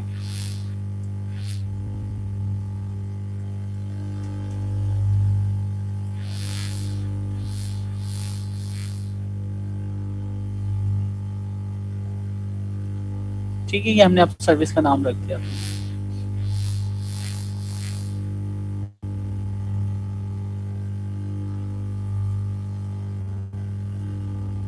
ठीक है। अच्छा जी, अब क्या करना है हमें? सिंपल है भाई, ये आपका ये कोड है, एक आपको यानी सेजमेकर स्टूडियो पे जाके ये कोड करना है। ठीक है, इसमें सेजमेकर को इंपोर्ट कर रहे हैं, पांडास को इंपोर्ट कर रहे हैं। सेशन जो बाय डिफॉल्ट सेशन होगा वो उठा लेगा। सेशन डिफॉल्ट जो बकेट से बकेट बना देगा। ठीक है, हर बकेट की प्रीफिक्स उससे पहले क्या शो होगा? आपके प्रोजेक्ट का नाम जैसा आपने रखा हुआ SK learn Boston housing step function. ठीक है, ताकि हमें पता हो कि पर्टिकुलर प्रोजेक्ट के ऊपर हमने काम किया था। प्रीफिक्स लगा दें किसी प्रोजेक्ट के नाम से पहले। ट्रेनिंग डेटा, हमने क्या किया, आपके पास ये डेटा सेम पाथ पे पड़ा हुआ होगा। आपने ये क्या करना है, सबसे पहले सेशन अपलोड डेटा, तो ये डेटा अपलोड होगा और ये अपलोड होके एक यहाँ प्रीफिक्स के अंदर के बाद ट्रेनिंग का फोल्डर बनेगा और वहाँ पे ये फाइल पूरी पूरी अपलोड हो जाएगी। अपलोड होने के बाद ये डेटा क्या होगा, सर्वर पे लोड होगा, रीड होगा, और आपका ये जो कॉलम है ये उसका लेबल है। इसको हमने लास्ट टाइम भी पढ़ा था कि आखिर के अंदर या किसी भी पोजीशन के ऊपर ये कॉलम हो, इसको उठा के हमें कौन सी पोजीशन पे लाना पड़ता है? आउटपुट पहली पोजीशन पे। ठीक है, तो सबसे पहले तो इसने डिलीट किया। डिलीट करने के बाद इसने डेटा को टेस्ट डेटा के ऊपर सेव करवा दिया, बिना हेडर, बिना रोज वगैरह के नाम से। बेच की सूरत में आपने ये पाथ क्या कर दिया, अपलोड कर दिया। यहाँ से आपकी यानी एसक्यूएल जो है ये आपका क्या है, इमेज है। ठीक है, यह आपकी लाइब्रेरी है, एसक्यूएल को आपने इंपोर्ट किया है। आउटपुट कहाँ पे सेव होगा, जो आर्टिफैक्ट की फाइल है वो आपने बताई है, सबसे इंपॉर्टेंट होती है। उसके बाद हम बता रहे हैं एंट्री पॉइंट, तो एंट्री पॉइंट कहाँ से ये कोड चलेगा, तो इस पाइथन के अंदर आपके सारे कोड होंगे, ठीक है। Sklearn person housing dot py के अंदर आपका सारा कोड होगा। आपने जो भी यानी रोल्स वगैरह डिफाइन किए हैं, सेज मेकर वगैरह, वो रोल डिफॉल्ट उठा रहा है। इंस्टेंस जो उठाएगा उसका एक इंस्टेंस अप होगा। मशीन देख लें ml लार्ज इस्तेमाल हो रही है, तो देख लीजिएगा इसकी कॉस्टिंग वगैरह। तो ट्रायल वर्जन है, ट्रायल आपके पास मौजूद है, फ्री ट्रायल्स तो इस्तेमाल करें, अदरवाइज आपकी मर्जी है। आउटपुट कहाँ पे सेव होगा, हाइपर पैरामीटर वगैरह हम बता रहे हैं। नॉर्मलाइजेशन आपने क्या की हुई है, ट्रू की हुई है। टेस्ट साइज कितना है, कितना % टेस्ट साइज होगा, 10% सर। 10%। ट्रेनिंग रिमेनिंग पे होगी यानी 90% पे। बस इतना सा तो काम किया है। उसके बाद आपने क्या किया है, एस के ट्रांसफॉर्मर। एस के ट्रांसफॉर्मर आपको पता है बेस ट्रांसफॉर्म, एक तो आप एंड पॉइंट बनाते हैं और एक क्या करते हैं आप ट्रांसफॉर्म के जरिए प्रेडिक्शंस वगैरह करवाते हैं, ठीक है। तो आपने कहा एस के ट्रांसफॉर्मर इंस्टेंस की टाइप क्या होगी, एक आपका यानी इंस्टेंस चलेगा, उसकी टाइप क्या होगी। फिर स्टेप फंक्शंस वगैरह यहाँ पे आप यानी पूरा वर्क फ्लो जो है यहाँ पे बताएंगे, उसकी डॉक्यूमेंटेशन वगैरह आपको यहाँ से मिल जाएगी। तो आपने क्या किया, स्टेप फंक्शंस, आपने स्टेप फंक्शन में से सिर्फ स्टेप निकाला है, ठीक है। और स्टेप के अंदर जाके भी आपके पास ट्रेनिंग स्टेप है, मॉडल स्टेप है और ट्रांसफॉर्म स्टेप है, ठीक है। ये सिंपल ये काम आपको आते हैं, मुझे बताने की शायद ज़रूरत नहीं है कि ये क्लास का नाम है, ये फोल्डर का नाम है, ये उसके अंदर क्लास के अंदर से कुछ मेथड उठा लें, ठीक है। डॉट का मतलब क्या है, ठीक। तो इसमें तो मुझे लग रहा है कि बताने की ज़रूरत नहीं है, ऐसा ही। ये सारी लाइनें समझ आ रही हैं इंपोर्ट वाली, किसमें से क्या चीज़ आ रही है, ठीक है। ओके, एग्जीक्यूशन, ये सारी चीज़ें इंपोर्ट करवा ली। फिल वक्त में यहाँ पे ये वर्ड इस्तेमाल करूँगा कि ये सारी चीज़ें लाइब्रेरीज, पैकेजेस या डिपेंडेंसीज आपने इंपोर्ट करवाई हैं जो कि मौजूद हैं स्टेप फंक्शन के बाद, ठीक है, इस मॉडल के अंदर। अच्छा, फिर क्या कर रहे हैं, अब वर्क फ्लो हम डिफाइन कर रहे हैं, ठीक है। We define the input of the workflow, फिर इसको हम ट्रेनिंग जॉब के लिए पास करेंगे, मॉडल के नाम वगैरह और एंड पॉइंट नेम। तो देखें भाई, सबसे पहले आपका जॉब का नाम क्या होगा, मॉडल का नाम क्या होगा, एंड पॉइंट नेम क्या होगा। ये सारी जो वैल्यू पास होंगी वो किस में होंगी, str फॉर स्ट्रिंग। हमारा पहला स्टेप क्या है भाई, ट्रेनिंग करनी है, ठीक है। ट्रेनिंग के लिए एस्टिमेटर को हम पास करेंगे लोकेशन जहाँ पे S3 की यानी आपका डेटा मौजूद है ट्रेनिंग का, और आपकी जॉब का नाम जो कि आप जॉब डिफाइन करना चाह रहे हैं। तो हमने कहा S3 इनपुट जो डेटा है, हम ट्रेनिंग स्टेप पहले डिफाइन करना चाहिए। ये स्टेप अभी डिफाइन हो रहे हैं, आगे जाके प्रोसेस होंगे। तो हमने कहा ट्रेनिंग स्टेप का जो भी हमने नाम रखा है, ठीक है। एस्टिमेटर जो है एस्केलन जो ऊपर हमने इंस्टेंस बताया है, एस्टिमेटर उसको इस्तेमाल करना, पूरी कॉन्फ़िगरेशन एसके पे हमने बताई है कि एस्टिमेटर में क्या हाइपर पैरामीटर है, क्या कॉन्फ़िगरेशन है। ट्रेनिंग डेटा कहाँ पे रखा हुआ है उसका हमने यहाँ पे क्या बताया, उसका पाथ बताया है, ठीक है। और हमारी जो जॉब चल रही है, जॉब का नाम इसने जो भी रखा होगा एग्जीक्यूशन के वक्त, वो नाम यहाँ पे खुद ब खुद उठ के आ जाएगा। तो यहाँ पे ये तीन चीजें जो इसने पूछी है, हमारे जॉब का नाम, मॉडल का नाम, एंड पॉइंट। अब मॉडल के बारे में हम यानी कॉन्फ़िगरेशन कर रहे हैं, स्टेप्स हैं। तो स्टेप का मतलब क्या है, आप एक वर्क फ्लो डिफाइन कर रहे हैं कि पहले आपको एक एस्टिमेटर बनाना है, उसमें ये चीज़ इंस्टॉल करनी है, डिपेंडेंसीज उठानी है, उसके बाद ये ट्रेनिंग डेटा यहाँ से उठा के लाना है, ये जॉब है, ये पर्टिकुलर। तो आप एक वर्क फ्लो बता रहे हैं, एक स्टेप्स बता रहे हैं, इसलिए हम इसको क्या बोले हैं, स्टेप फंक्शंस। तो वो स्टेप से चलेंगे, वो पैरेलल भी चल सकते हैं, वो सिक्वेंशियल भी चल सकते हैं, वो कंडीशनल बेस भी चल सकते हैं, जैसे आप उसको चलाना चाहें। अच्छा, अब हम क्या क्रिएट कर रहे हैं, मॉडल क्रिएशन के ऊपर काम कर रहे हैं। इसमें हम क्या पास करेंगे, किसकी लोकेशन पास करेंगे, ठीक है। जो आपका मॉडल ट्रेन हो चुका है वो आप पास करेंगे। तो यहाँ पे देख लें भाई, आपने मॉडल स्टेप पे बताया, मॉडल का नाम, ठीक है, और उस क्या क्या है, ये तो कमेंट्स लिखे हैं भाई। स्ट्रिंग वैल्यू इसमें पहली क्या पास हुई है, इसमें वही तीन चीजें, जॉब का नाम था, कहाँ गया, अच्छा देखें, the next step is the model creation step. We pass at the location of the model train, ठीक है, तो जहाँ पे मॉडल आपका ट्रेन हुआ है उसकी हम लोकेशन पास करेंगे, द प्रीवियस स्टेप के अंदर है एंड अ मॉडल नेम। तो यहाँ पे उसका क्या क्या है, पाथ है और उसका उसका नाम है। ये दो चीजें हैं ना, लोकेशन है और दूसरा क्या है आपके पास, उसका नाम। स्ट्रिंग में क्या पास हो रहा है, ये कॉमेंट्स होगा शायद, लेकिन मुझे तो पैरामीटर लग रहा है, कॉमा आ रहा है।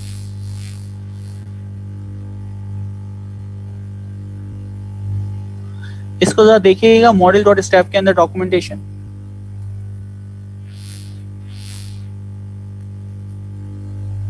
ठीक है, इसको कोई देखे, मुझे बताइए क्या चीज है, पहला पैरामीटर किस चीज का जा रहा है। अच्छा, फिर उसके बाद नेक्स्ट स्टेप पे हम क्या बता रहे हैं, रनिंग अ बेज ट्रांसफॉर्मर। क्यों बेज एक साथ यानी पूरा लोड नहीं हो सकता, तो हम उसको ट्रांसफॉर्म करते हुए बेज को लोड करते हैं। टेस्ट डेटा सेट से we pass the transformer object, तो इसमें ट्रांसफॉर्मर का जो ऑब्जेक्ट है वो पास होगा, लोकेशन पास होगी और टेस्ट डेटा की क्या है आपके पास, लोकेशन आपकी पास होगी। इनक्रिप्शन टाइप भी या कंटेंट टाइप भी, कि जैसन में है या फिर आपके पास उसके अंदर CSV के अंदर है वो टाइप डिफाइन होगी। क्या क्या चीजें, वी पास ट्रांसफॉर्मर ऑब्जेक्ट ऊपर हमने पूरा बनाया, ये आपने पास कर दिया।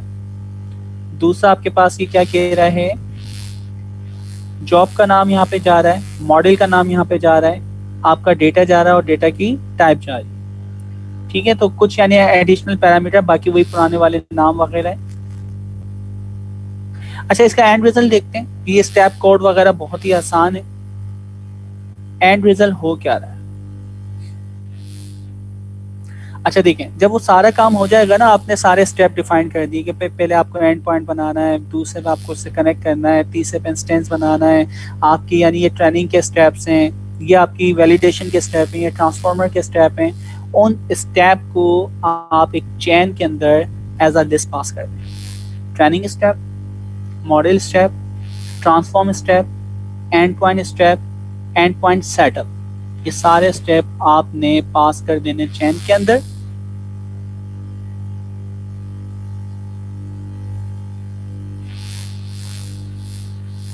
ठीक है, इसका नाम याद रखिएगा। वर्क फ्लो डेफिनेशन के अंदर आपके पास पूरी चेन पड़ी हुई है। वर्क फ्लो डेफिनेशन कहीं इस्तेमाल हो रही है, देखें इस कोड को जरा देखें, इसमें क्या बताया जा रहा है। शुरू से ऊपर से देख सकते हैं।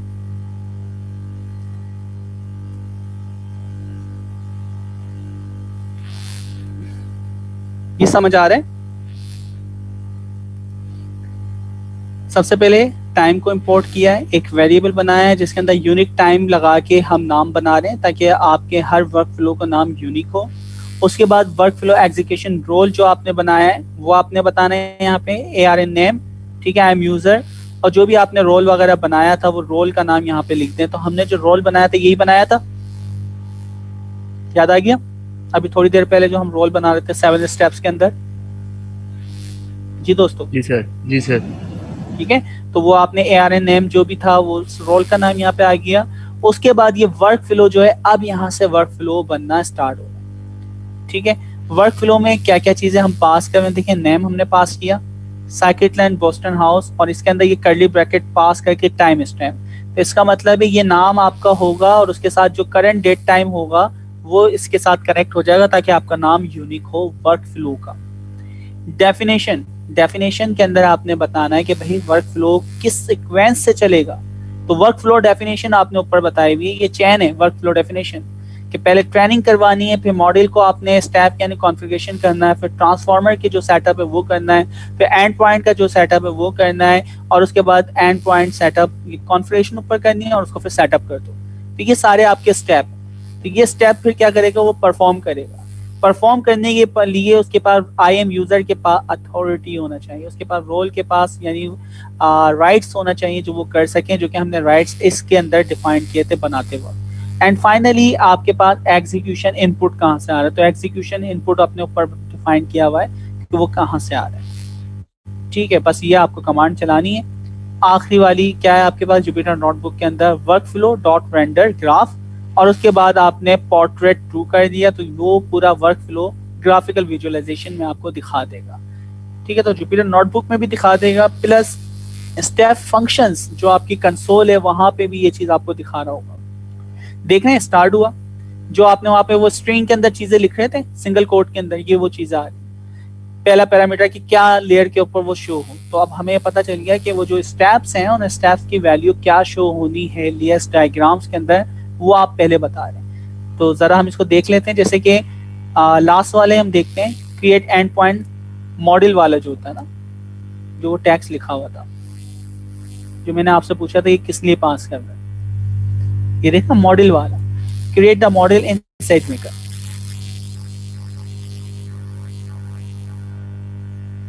हाँ आ रहा है, create the model in SageMaker, आ गई वो चीज। तो ताकि आप लेयर में क्या डेफिनेशन शो करवाना चाह रहे हैं वहां पे वो शो हो जाए। तो ये स्टेप स्टार्ट हुआ, सीक्वेंस से चल रहा है, पहले ये काम होगा, दूसरा ये काम होगा, तीसरा ये होगा, चौथा ये होगा, पांचवा ये होगा, ऐसा ही था।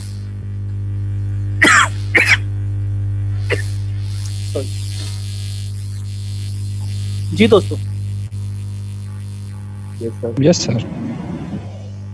अच्छा देखिए, कुछ नहीं किया इसने, कोड किया है, स्टेप डिफाइन किए अलग अलग, उसकी एक चेन बनाई है, और उसके बाद उसको इसने क्या किया है, उसको प्रोसेस करवा दिया वर्क फ्लो के फंक्शन से।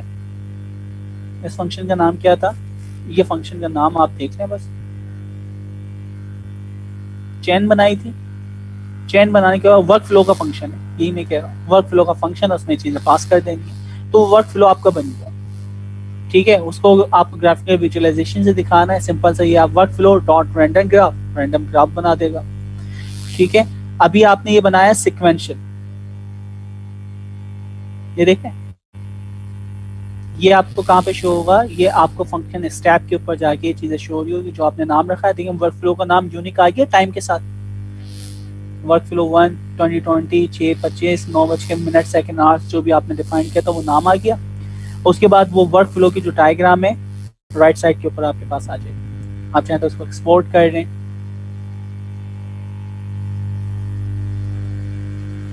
ये वर्क फ्लो ने जो आपने चलाई,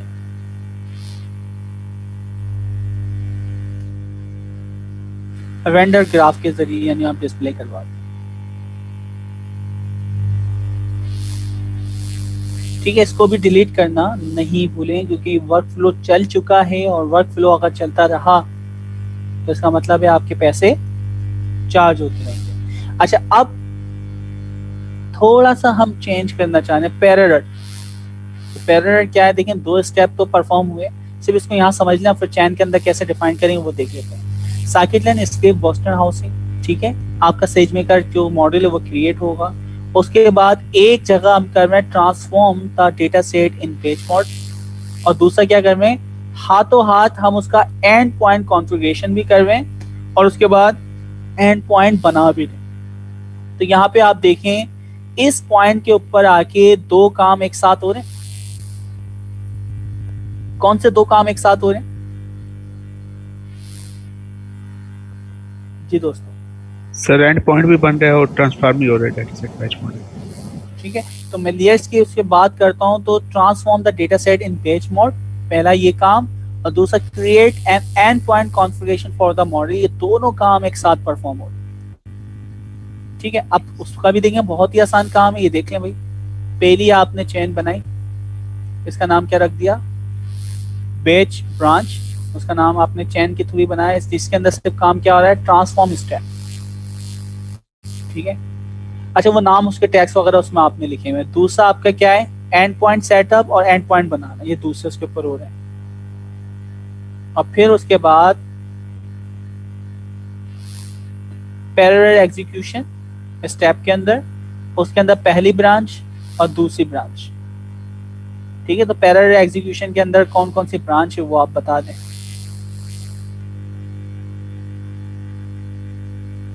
और उसके बाद हम यहाँ पे क्या कर रहे हैं, फिर सारी चीजें चैन के अंदर हम पास कर देखें, वही चीज हो गई। और जो आपकी डेफिनेशन थी, अब डेफिनेशन जो है ये जो आपने पैरेलल इंस्टेंस बनाया है उसके थ्रू पास कर। पहले आप डायरेक्टली इनके नाम पास करते थे सिक्वेंशियल के अंदर, जबकि पैरेलल का आपके पास पैरेलल का फंक्शन है उसके जरिए पहले पैरामीटर्स आप डिफाइन करें, क्या क्या चीजें पैरामीटर चलेंगी, और उस इंस्टेंस को फिर आप वो डेफिनेशन की जगह पास कर देंगे, तो इससे ये पैरामीटर चल जाएगा। ठीक है, बस इतना सा काम था। अच्छा, अब लैम्डा फंक्शन की तरफ आ रहे हैं। हमने दो चीजें सीखी हैं। पहली चीज हमने ये सीखा कि CDK की मदद से क्लाउड फॉर्मेशन के ऊपर हम टेम्पलेट कैसे बनाते हैं। टेम्पलेट का मतलब है फिजिकल स्ट्रक्चर, आपके सॉफ्टवेयर या आपकी जो भी मशीन है उनका आर्किटेक्चर क्या होगा। दूसरा तरीका ये हमने सीखा कि हम अपने फंक्शन बनाते हैं जिसके अंदर हम फंक्शन की सीक्वेंस डिफाइन कर सकते हैं कि कौन सी सीक्वेंस पहले चलेगी, दूसरी कौन सी होगी, तीसरी कौन सी होगी, चौथी कौन सी होगी। ठीक है, उन सीक्वेंस को हम 3 तरीके से प्रोसेस करवा सकते हैं। वो 3 तरीके या तो सीक्वेंशियल होंगे, या पैरेलल होंगे, या फिर क्या होंगे, कंडीशन बेस्ड होंगे। तो अभी तक इसने किताब में 2 चीजें करवाई हैं, सीक्वेंशियल और पैरेलल। अब हम आखिरी और सबसे एडवांस जो टॉपिक है, जो मार्केट में बिल्कुल यानी आप कह सकते हैं हॉट केक है, उसका नाम है लैम्डा फंक्शन। लैम्डा फंक्शन क्या टेक्निक है, कोई बताना चाहेगा? Serverless lambda function, anyone? ये सर इतना ही पता है कि ये सर्वरलेस और काफ़ी इन है मार्केट में, और इसमें सर्वरलेस मतलब ये नहीं है कि बिल्कुल इसका कोई सर्वर नहीं होता, लेकिन ये है कि इसमें क्लाइंट साइड पे प्रोसेसिंग होती है। कुछ हम ट्रांसफर ऐसा कर देते हैं कि क्लाइंट साइड की साइड प्रोसेसिंग होती है इसकी। ओके, और कोई बताना चाहेगा? जी दोस्त, तो फेल आप बताएं।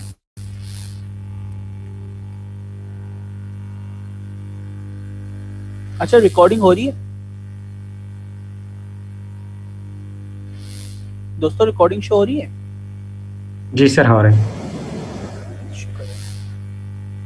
सर। आई थिंक ये एंड पॉइंट यूआरएल के लिए यूज होता है ज़्यादातर। ओके, चले मैं डेफिनेशन देता हूँ। सर्वरलेस का हरगिज मतलब ये नहीं है कि बैकएंड पे कोई सर्वर नहीं चलता।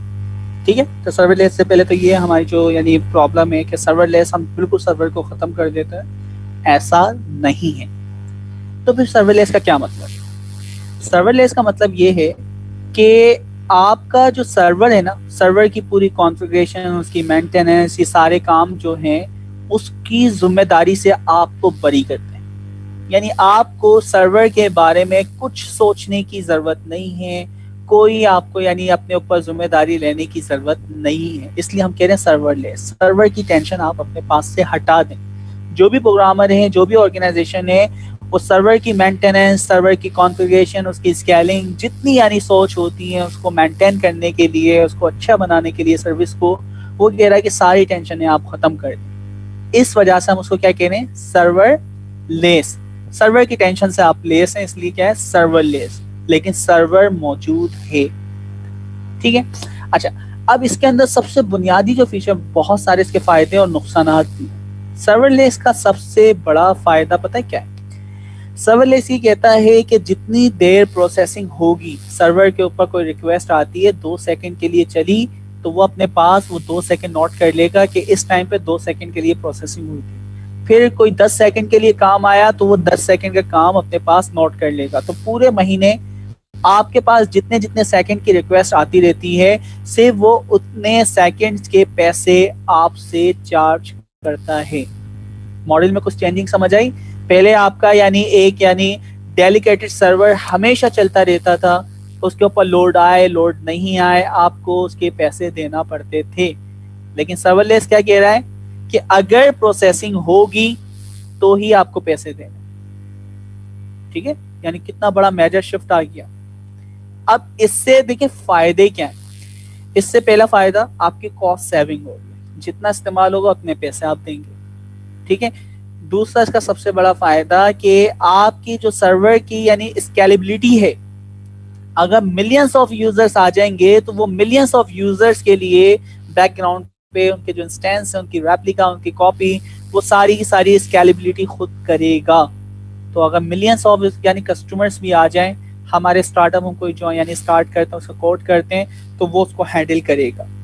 तो पहले कॉस्ट सेविंग आ गई, स्केलेबिलिटी आ गई। अच्छा, फिर तीसरा इसका क्या फायदा है कि ये देखिए किस तरह ये किस मॉडल पे चल रहा है, किस आर्किटेक्चर पे चल रहा है जो उतने ही सेकंड के पैसे हमसे चार्ज करता है। तो असल में होता ये है कि ये एक मशीन होती है जैसे आपका कंप्यूटर है, तो कंप्यूटर आपका चल रहा है, अगर आप उसको 10 मिनट तक या 5 मिनट तक इस्तेमाल ना करें, ठीक है, तो वो एक क्या होता है, स्लिप मोड पे चले जाता है।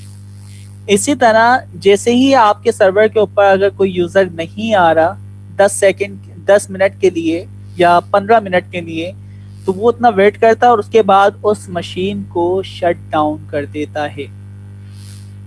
ठीक है, तो इसका मतलब है मशीन आपकी चल ही नहीं रही, इलेक्ट्रिसिटी कंज्यूम ही नहीं हो रही, तो मैं उसके पैसे आपसे क्यों। तो ये मॉडल समझ आ गया। तो अब इसके देखिए फायदे तो आपको समझ आ गए, नुकसानात क्या हैं। इसके नुकसानात ये हैं कि भाई कोई भी जो चीज़ प्रोसेस होगी ना उसका एक लिमिटेड टाइम है।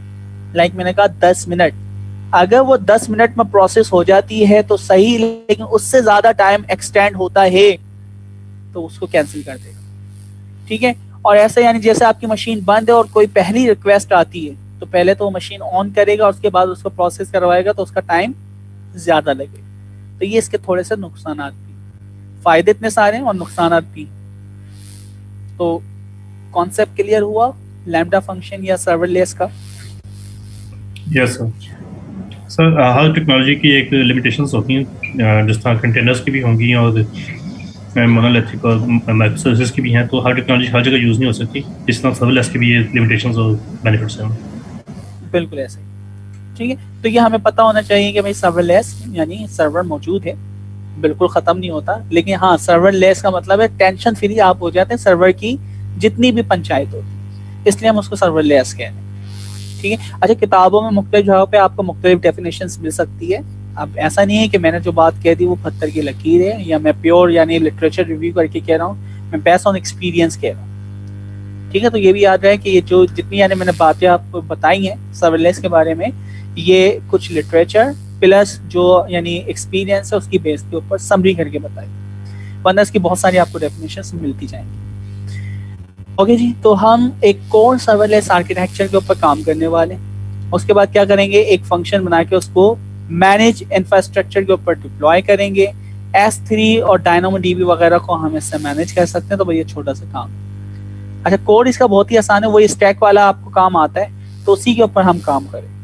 तो सबसे पहले आप क्या बना रहे हैं, वही permission describe and point API आप बना रहे हैं, परमिशन रोल वगैरह जैसे भी आपने बनाया था तो वो आप बना लेंगे। ये परमिशन वगैरह कैसे आप डिफाइन करेंगे, तो लैम्डा लेटेस्ट और ये लैम्डा परमिशंस पे सॉरी जाके आपको ये चीज़ें डिफाइन करना पड़ेगी। तो वहाँ से जाके आप ट्रस्ट पॉलिसी वगैरह जैसे भी आपने बनाई थी कॉपी पेस्ट वहाँ पे कर दें और उसका नाम आप ये रख दें डिस्क्राइब एंड पॉइंट API। अच्छा, बाकी आप बूटो 3 को इस्तेमाल करते हुए आने, तो आपने कहा बूटो 3 क्लाइंट IMU से, उसके बाद वही आपकी ट्रस्ट पॉलिसी जैसन फाइल उसमें मौजूद है, उसको रीड करो।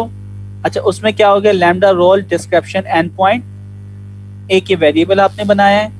रिस्पॉन्स जो करेगा ये आपका रोल क्रिएट करेगा जब भी आपकी पॉलिसी चलेगी रीड होके। उसके बाद आपके रोल का नाम जो है, रोल का नाम इसने उठा लेना है और आपकी क्या कर रहा है, अजीम रोल पॉलिसी वगैरह जो है उसको उठा रहा है। डिस्क्रिप्शन जो भी आप डिस्प्ले करवाना चाह रहे हैं, यहाँ से ये काम स्टार्ट हो रहा है, आपका रोल और दूसरा क्या है ARN। तो रिस्पॉन्स जब भी आएगा तो उसके अंदर ये दो चीज़ें आपकी यानी रिक्वायर्ड होती हैं, तो रिस्पॉन्स आप निकाल लें, ये डिक्शनरी से आप चीज़ें निकाल लें ना, dictionary with in a dictionary. ठीक है, लिस्ट या विद इन अ लिस्ट भी आप कह सकते थे। सो आपने क्या किया, रिस्पॉन्स से रोल निकाला, रोल की भी एक लिस्ट है उसमें से आपने ARN नंबर जो है वो निकाल लिया। ARN का मतलब क्या था, Amazon resource number, Amazon resource में। ठीक है, अच्छा ये आपके पास API की जो भी यानी पॉलिसी वगैरह वो डिफाइन की हुई है इसने, तो कॉपी पेस्ट करनी है आपको। ठीक है, पॉलिसी के अंदर जाके ये सारा काम उसके अंदर हुआ हुआ है। अगर आप यहाँ पे आए,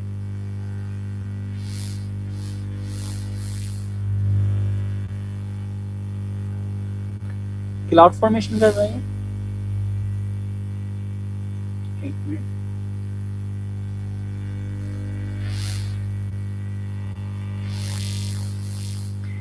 लैम्डा फंक्शन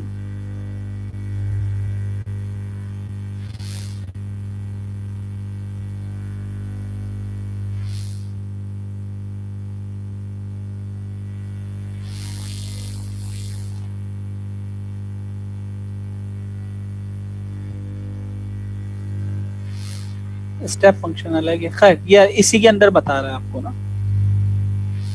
अच्छा, तो आपको वही ऐड पॉलिसी क्रिएट करनी है और ये रोल वगैरह क्या कर रहे हो वहां से रीड कर रहा है जो कि हमने वहां पे डिफाइन की है। I am setup complete, I am setup अभी आपने आई एम ब्राउज़र जो रोल्स थे वो डिफाइन किए बस। अब लैम्डा फंक्शन हम राइट कर रहे हैं। अच्छा, ये लैम्डा फंक्शन डायरेक्टली कहाँ से जाके राइट करवा रहा है? लैम्डा फंक्शन आप जाएं लैम्डा फंक्शंस के ऊपर, वहां पे जाके आप लैम्डा फंक्शन डॉट py की फाइल बनाएं, वहां पे डायरेक्टली ये पास कर सकते हैं, या आप अपनी लोकल मशीन में स्टैक बेस बना के फिर उसको वहां पे डिप्लॉय कर सकते हैं। तो ये अभी सिर्फ आपको एक फंक्शन बना के दिखा रहा है। इस फंक्शन में क्या हो रहा है देखें, हैंडलर में आपका इवेंट, जो भी इवेंट परफॉर्म होगा उसके अगेंस्ट क्या कॉन्टेक्स्ट हो, तो आपके पास जो भी इवेंट आया उसका नाम प्रिंट करवा दो, रिक्वेस्ट आई है, रिस्पॉन्स क्या है, जो भी इवेंट परफॉर्म हो रहा है सर्वर के ऊपर, आपके एंड पॉइंट का जो नाम है, ठीक है, तो एंड पॉइंट का जो भी नाम है, एंड पॉइंट आपका AR नेम यानी रिसोर्स नेम, उसको स्प्लिट कर रहा है क्योंकि बैकस्लैश के नाम से आ रहा है, और जो आखिर के अंदर है वो नाम उसके अंदर यानी URL के अंदर जो भी लास्ट पार्ट है वो उठा के ला रहा है। इसी तरह SM क्या है? SageMaker, boto 3 client SageMaker की जो भी यानी क्लाइंट की कॉन्फ़िगरेशन है वो आपके वेरिएबल में उठा रहा है। वेटर जो भी आपके पास टाइम आ रहा है, इसके अंदर इन्होंने टाइम की लिमिट भी लगाई है और आई थिंक वो 10 मिनट है या 15 मिनट है। ओके, वो कितनी लिमिट है? Time out 15 minute. 15 मिनट तक अगर प्रोसेस होता हो के वो वेट करेगा, अदरवाइज उसको वो क्या कर देगा, उस रिक्वेस्ट को वो किल कर देगा। तो रिस्पॉन्स ये रिटर्न कर रहा है स्टेटस 200 हो और बॉडी के अंदर जो भी एंड पॉइंट नेम है वो रिटर्न कर देगा। तो सिंपल से ये काम कर।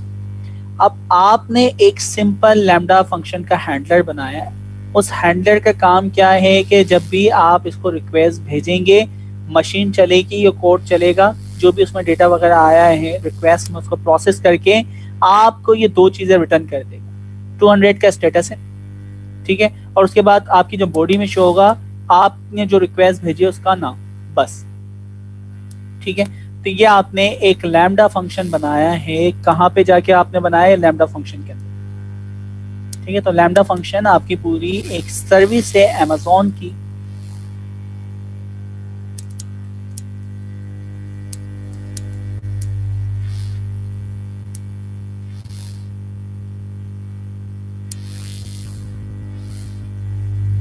ठीक है। आ रहे फंक्शंस, यहाँ पे क्या कह रहा है कि फंक्शंस में जाएं और फंक्शंस में जाके आप अपना एक फंक्शंस बना लें भाई, ठीक है। तो यहाँ पे फंक्शन का नाम वगैरह, मशीन वगैरह का नाम, कौन सा सर्वर वगैरह है, क्रिएट वगैरह करना है और उसके बाद वो मशीन वगैरह बन जाएगी। और उसके अंदर जाके आपने एक फाइल बनानी है लैम्डा फंक्शन, जो भी फंक्शन है पूरी एक हायरार्की, एक एप्लीकेशन बना लेना।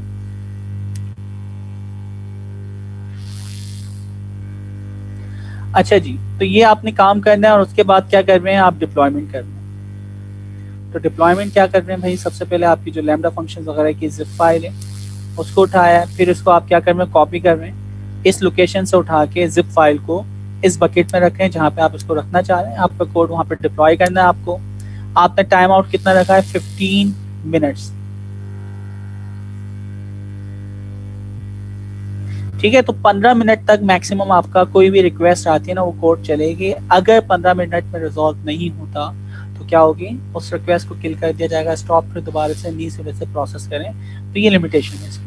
आप चाहे तो भी 15 मिनट से 20 मिनट कर दें, आपकी मर्जी है, ठीक है। वो सेकंड में हम डिफाइन कर रहे हैं, सेकंड आ रही है,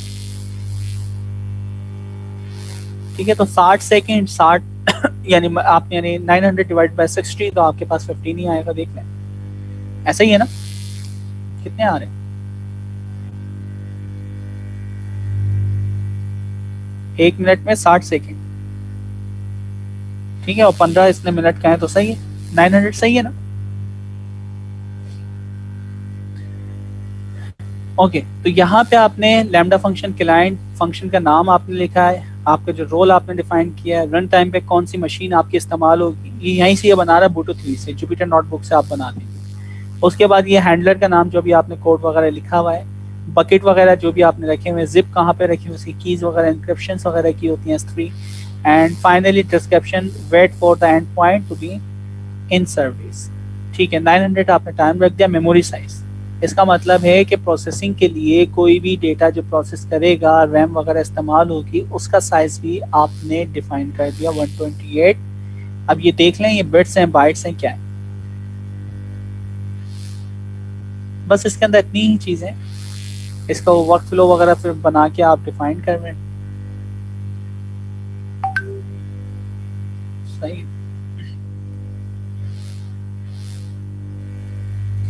लैम्डा फंक्शन कुछ समझ आया दोस्तों? असल में देखो इसको इन्होंने वर्क फ्लो से ही डिफाइन किया है, लेकिन इसका पर्पस क्या है? इसका पर्पस ये है कि पुराने वाले जितने भी आपने वर्क फ्लो बनाए थे ना, वो इंस्टेंस चल गया ना, वो चलता रहेगा, और जितना वो चलेगा, जितनी यानी आपने 1 घंटे तक चला के छोड़ दिया तो वो 1 घंटे के पैसे आपसे अमेज़न चार्ज करेगा। जबकि लैम्डा के थ्रू अगर यही आप कॉन्सेप्ट, यही लॉजिक लिखते तो उससे क्या होगा?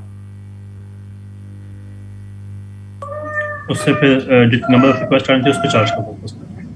बिल्कुल, यानी वो मैक्सिमम 15 मिनट तक वो इंतजार करता है रिक्वेस्ट अगर प्रोसेस हो रही है, और अगर 15 मिनट तक कोई भी मेरे पास रिक्वेस्ट नहीं आती, चीजें नहीं आती, तो मशीन क्या कर देगा? शट डाउन कर देगा। ठीक है, तो सिर्फ वो उतने पैसा चार्ज करेगा जो आपकी जरूरत है। अच्छा देखें फिर, लेकिन दूसरी सर्विसेज वगैरह, DynamoDB वगैरह, ये तो प्रोसेसिंग की बात हो रही है ना, EC2 प्रोसेसिंग, लेकिन DynamoDB वो तो डेटाबेस स्टोरेज है। ठीक है, इसके अलावा दूसरी आपके पास यानी जो सर्विसेज हैं जिनके अंदर डेटा मुसलसल आपके पास स्टोर हुआ हुआ, वो इंस्टेंस चल रहे अप हैं, तो फिर उनके पैसे तो आपसे चार्ज करेगा ना। तो फिर आपको ये DynamoDB, ये सारी चीजें, इन सबको फिर लैम्डा फंक्शन के थ्रू ही लिखना होगा। ठीक है, ऐसा ना हो कि आपने अपनी एप्लीकेशन तो लैम्डा फंक्शन के थ्रू बना दी, लेकिन जो दूसरी सर्विसेज आप इस्तेमाल कर रहे हैं स्टैक के तौर पे, वो सारे के सारे आपने नॉर्मल उससे यानी प्रोसेस से बनाए, तो उसमें क्या होगा? क्योंकि फिर दूसरी आपकी सर्विसेज अप हैं, तो दूसरी सर्विसेज की जो कॉस्ट है वो तो आपसे चार्ज करेगा, लेकिन जो एप्लीकेशन रिक्वेस्ट आके और आपके उसके सर्वर की प्रोसेसिंग होती है, उसके पैसे उतने चार्ज होंगे जितनी देर वो चलेगा। तो हम लोग बूट कैंप 2021 के अंदर यानी प्योरली जो फोकस कर रहे हैं वो सिर्फ और सिर्फ हम लैम्डा फंक्शन को, क्लाउड को कर रहे हैं। तो इसके ऊपर आप लोग को कमांड हासिल करना चाहिए। मार्केट में इसका बहुत सारा काम है। अभी रिसेंटली हमारे कोई स्टूडेंट हैं, उन्हें भी यानी अपवर्क वगैरह पे काम मिला है सेज मेकर से रेलेवेंटली, शायद आपके पेज में ही है, मुझे व्हाट्सएप वगैरह किया हुआ था नहीं Q4 में। जी सर, मैं इसी बैच में हूँ। ठीक है जैन, आपने किया। ठीक है जैन, चलो तो जैन क्या रहा तुम्हारा प्रपोजल वगैरह? क्या सर प्रपोजल तो एक्सेप्ट हो गया, वो मैंने आपको दोबारा सेट किया था कि वो उन्होंने कुछ क्वेश्चंस वगैरह दिए थे, उनमें कुछ का आंसर मुझे आता है, कुछ का नहीं आता है। अच्छा, अब आप लोग एक काम करो, क्योंकि आप सब ने अब पूरा सेज मेकर पढ़ लिया है तकरीबन। ठीक है, सारे जो कॉन्सेप्ट हैं, कॉन्सेप्ट तो यकीनन क्लियर होंगे, इम्प्लीमेंटेशन शायद आप लोग नहीं कर पा रहे हो, लेकिन कॉन्सेप्ट यकीनन क्लियर होना चाहिए। तो आप लोग ना, एक ग्रुप भी आपका बना हुआ है, तो ग्रुप डिस्कशन के अंदर जो जो आपके सवालात हैं ना, ग्रुप में जरा शेयर करें एक दूसरे से, ताकि दूसरों को भी पता चले यार काम किस तरह का है। तो अपवर्क के ऊपर बहुत सारे यानी आपके यानी प्लेटफॉर्म्स हैं जहाँ पे सेज मेकर को यानी ह्यूज यानी क्वांटिटी के अंदर डिप्लॉयमेंट वगैरह की तरफ लेके जाया जा रहा है। तो आप लोग को चाहिए सेज मेकर को अच्छी तरह कमांड हासिल करें। क्या काम क्या था, क्या प्रपोजल वगैरह था, थोड़ा डिस्कस करें। जैन, एक मिनट सर, मैं आप स्क्रीन शेयर करना चाहें तो कर सकते हैं, मैं स्टॉप कर देता हूँ।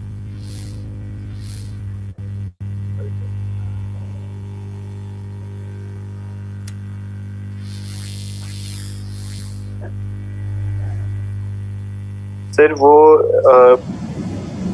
इनविटेशन इस चीज़ की थी कि उन्हें सेज मेकर का कंसल्टेंट चाहिए था जो कि उनकी रिसोर्स को कोई ट्रेन कर सके। ठीक है, तो वो मैंने उन्हें बताया था, मैं ये प्रोजेक्ट्स किए हैं और अभी मैं कर भी रहा हूँ, तो उन्होंने एक्सेप्ट कर लिया था और उन्होंने मुझे कुछ क्वेश्चंस बोले थे कि इनका अगर आप मुझे आंसर दे दे और बता दे कि आप कितने पैसों में ये करेंगे। ठीक है, तो कंसल्टेंसी सिंपल आपको देनी है और वो उनकी यानी जो भी रोबोट वगैरह जो भी चीज़ है उसको आपको ट्रेन करना है सेज में। ठीक है, तो आप लोग को देखें असाइनमेंट टाइप इसको समझ लें और जैन के साथ आप लोग कनेक्ट हो सकते हैं। तो जिसकी यानी जो सजेशन वगैरह हो, तो जैन तुम्हें एक पूरी टीम मिल गई है, तुम आपस में सब कनेक्ट हो जाओ, ग्रुप आपका बना हुआ है व्हाट्सएप वगैरह के ऊपर, और फिर आपस में आप चीज़ें डिस्कस करें, तो मोस्ट प्रोबेबली आपको अच्छे से अच्छे आंसर्स मिल जाएंगे। ओके सर, मैं ग्रुप में शेयर कर दूंगा वैसे ही। चलें, ऑल द बेस्ट जी दोस्तों। सर ये किसी भी की भी जो अचीवमेंट होती है वो ग्रुप में शेयर कर दिए करें तो आपका मतलब सबका एक नॉलेज अपडेट हो जाएगा, दूसरा उसको भी हेल्प हो जाएगी उस असाइनमेंट। जी सर, काइंडली। बिल्कुल। अच्छा देखो, अभी हमारी जैसे क्लासें एंड हो जाती है ना, अब आप लोग का एक पूरा ग्रुप है Q3 का ना, Q3 आप लोग का चला है एंड टू एंड, तो इसका एक फाइनल जो भी हमारी क्लास होगी ना उसका, तो फिर आप एक ग्रुप बना लेंगे, तो आप लोग ना लीड करें इसको ना, आपके जितने भी यानी प्रोजेक्ट हैं, इस्लामाबाद में बहुत सारी यानी चीज़ें हैं चल रहे हैं, प्रोजेक्ट चल रहे हैं, तो आपस में आप लोग कनेक्ट हों और एक प्लेटफॉर्म के ऊपर मिल के आप लोग काम करें। अभी सरजिया भी अपने स्टार्टअप वगैरह स्टार्ट करने वाले हैं चीज़ें, तो उसको भी आप लोग ज्वाइन करें, तो एक टीम बना के रखें। तो ये जो आपकी यानी टीम निकली है ना, हाँ, तो वो टीम वर्क में आप लोग को ना यानी डिप्लॉय करना है। तो नेक्स्ट बैचेस बना लेंगे इंशाल्लाह। हाँ, तो आप लोग फिर इस्लामाबाद को ना आप लोग लीड कर रहे होंगे। तो देखिए मेरे पास भी बहुत सारे प्रोजेक्ट और बहुत सारी चीज़ें आ रही होती है, अब क्योंकि मैं लाहौर इस्लामाबाद में नहीं हूँ तो मेरे लिए थोड़ा मुश्किल होता है। सर ये पैना क्लाउड का कुछ सेंटर आप नहीं यहाँ पे बना सकते हैं, मतलब जिसमें कोई ऑफिस या कोऑर्डिनेशन सेंटर? उसमें क्या है, बन जाएगा, 2 मिनट में बन जाएगा। जगह बहुत है, बहुत सारी चीज़ें, ठीक है, लेकिन हम आपको पहले इम्पोर्टेंट चीज़ है टीम होना चाहिए। सर टीम तो हमारी रेडीमेड है, ये इतनी मतलब जो स्टूडेंट है बैच की ये सारी टीम के ही पार्ट है। बिल्कुल, तो ऐसा ही होगा, तो आप लोग की टीम होगी, सब कुछ होगा। तो कुछ अभी हमारे यानी बूट कैंप टाइप चीज़ें चलेंगी, कुछ ट्रेनिंग्स वगैरह चलेंगी इसके बाद, कोर्स के बाद भी। तो फिर उसके बाद इंशाल्लाह ताला जो सिलेक्टेड होंगे तो हम लोग अपने स्टार्टअप टाइप चीज़ें लेके चलेंगे सब, ठीक है। तो आप लोग पैना क्लाउड का सब पार्ट होंगे इंशाल्लाह। ठीक है सर, थैंक यू। ठीक है दोस्तों, तो उम्मीद करता हूँ कि भाई सेज मेकर का सफ़र थोड़ा सा मुश्किल था क्योंकि उसके ऊपर पैसे हमारे लग रहे थे, तो हम लोगों ने पैसों की बहुत बचत की है, लेकिन कॉन्सेप्चुअली चीज़ें हैं, हमने सारी चीज़ें कवर करी हैं, ठीक है। अब इसका हल यही होता है कि अब आप एक नया कोई क्रेडिट कार्ड लें, ठीक है, या वर्चुअल क्रेडिट कार्ड बनाएं किसी दूसरे बैंक का, और फिर इसके फुल ट्रायल वर्जन जो है ना वो लेने के बाद ना सारी प्रैक्टिस 2-3 हफ्ते के अंदर, क्योंकि आपके पास 3 महीने का टाइम है ना। सर अभी हम के तो इस तरीके से अभी हम कर पहले वाले टायर तो ज्यादा कर देने हो जाते हैं, सब कुछ ज़ाया कर देते हैं। लेकिन अब तो आप इतने यानी एफिशिएंट हो गए ना, आपको पता है कहाँ ज़ाया होते हैं, कहाँ ज़ाया नहीं होते, कैसे पैसे बचाए जा सकते हैं, तो वो सारी ट्रिक आपको पता चल गई है। तो अब एक और आप क्रेडिट कार्ड वगैरह बना के और फिर इसकी यानी अमेज़ॉन की फ्री ट्रायल्स की जो है यानी वो है ट्रायल्स को गेट करें और उसकी फिर इम्प्लीमेंटेशन करें। सर सेज मेकर के और कितने क्लासेस रह जाते हैं? सेज मेकर सारा कंप्लीट हो गया आज की क्लास में। अब कंप्यूटर विजन के 4 चैप्टर हैं, जो कि 2 चैप्टर इंशाल्लाह नेक्स्ट क्लास में हम करेंगे उसके बाद जो 2 चैप्टर हैं फिर वो नेक्स्ट क्लास में, ठीक है। तो तुफेल और जैन ये दोनों हमें 2 चैप्टर नेक्स्ट क्लास में करवाएंगे, कंप्यूटर विजन के चैप्टर 5 और चैप्टर्स। उसके बाद क्वार्टर खत्म हो जाएगा या 2 क्लास, वैसे तो आज के जो क्लास देखा जाए ना ऑफिशियली तो 19 क्लासें बनाई हुई थी, ऑफिशियली ख़त्म हो गई हैं, लेकिन अभी मैं बात करूँगा 2 क्लासें मुझे और चाहिए कि कंप्यूटर विजन को भी हम डिस्कस कर लें। सर सेकंड फेज कब एक्सपेक्टेड है सेज मेकर में? सेकंड फेज से क्या मुराद है? क्विज से। अच्छा, सेकंड क्विज जो है आप लोग बोले तो मैं कल करवा दूँ। नहीं सर, नहीं सर, थोड़ी सी तैयारी करनी चाहिए, थोड़ी तैयारी कर लें। कंप्यूटर विजन को भी हम एक दफ़ा कर लेते हैं, तो मैं सेकंड क्विज जो है नेक्स्ट यानी कमिंग 2 वीक्स के अंदर करवा दूँ। ठीक है सर, एटलीस्ट फर्स्ट वीक पहले अनाउंस कर रहे ताकि हमें प्रिपरेशन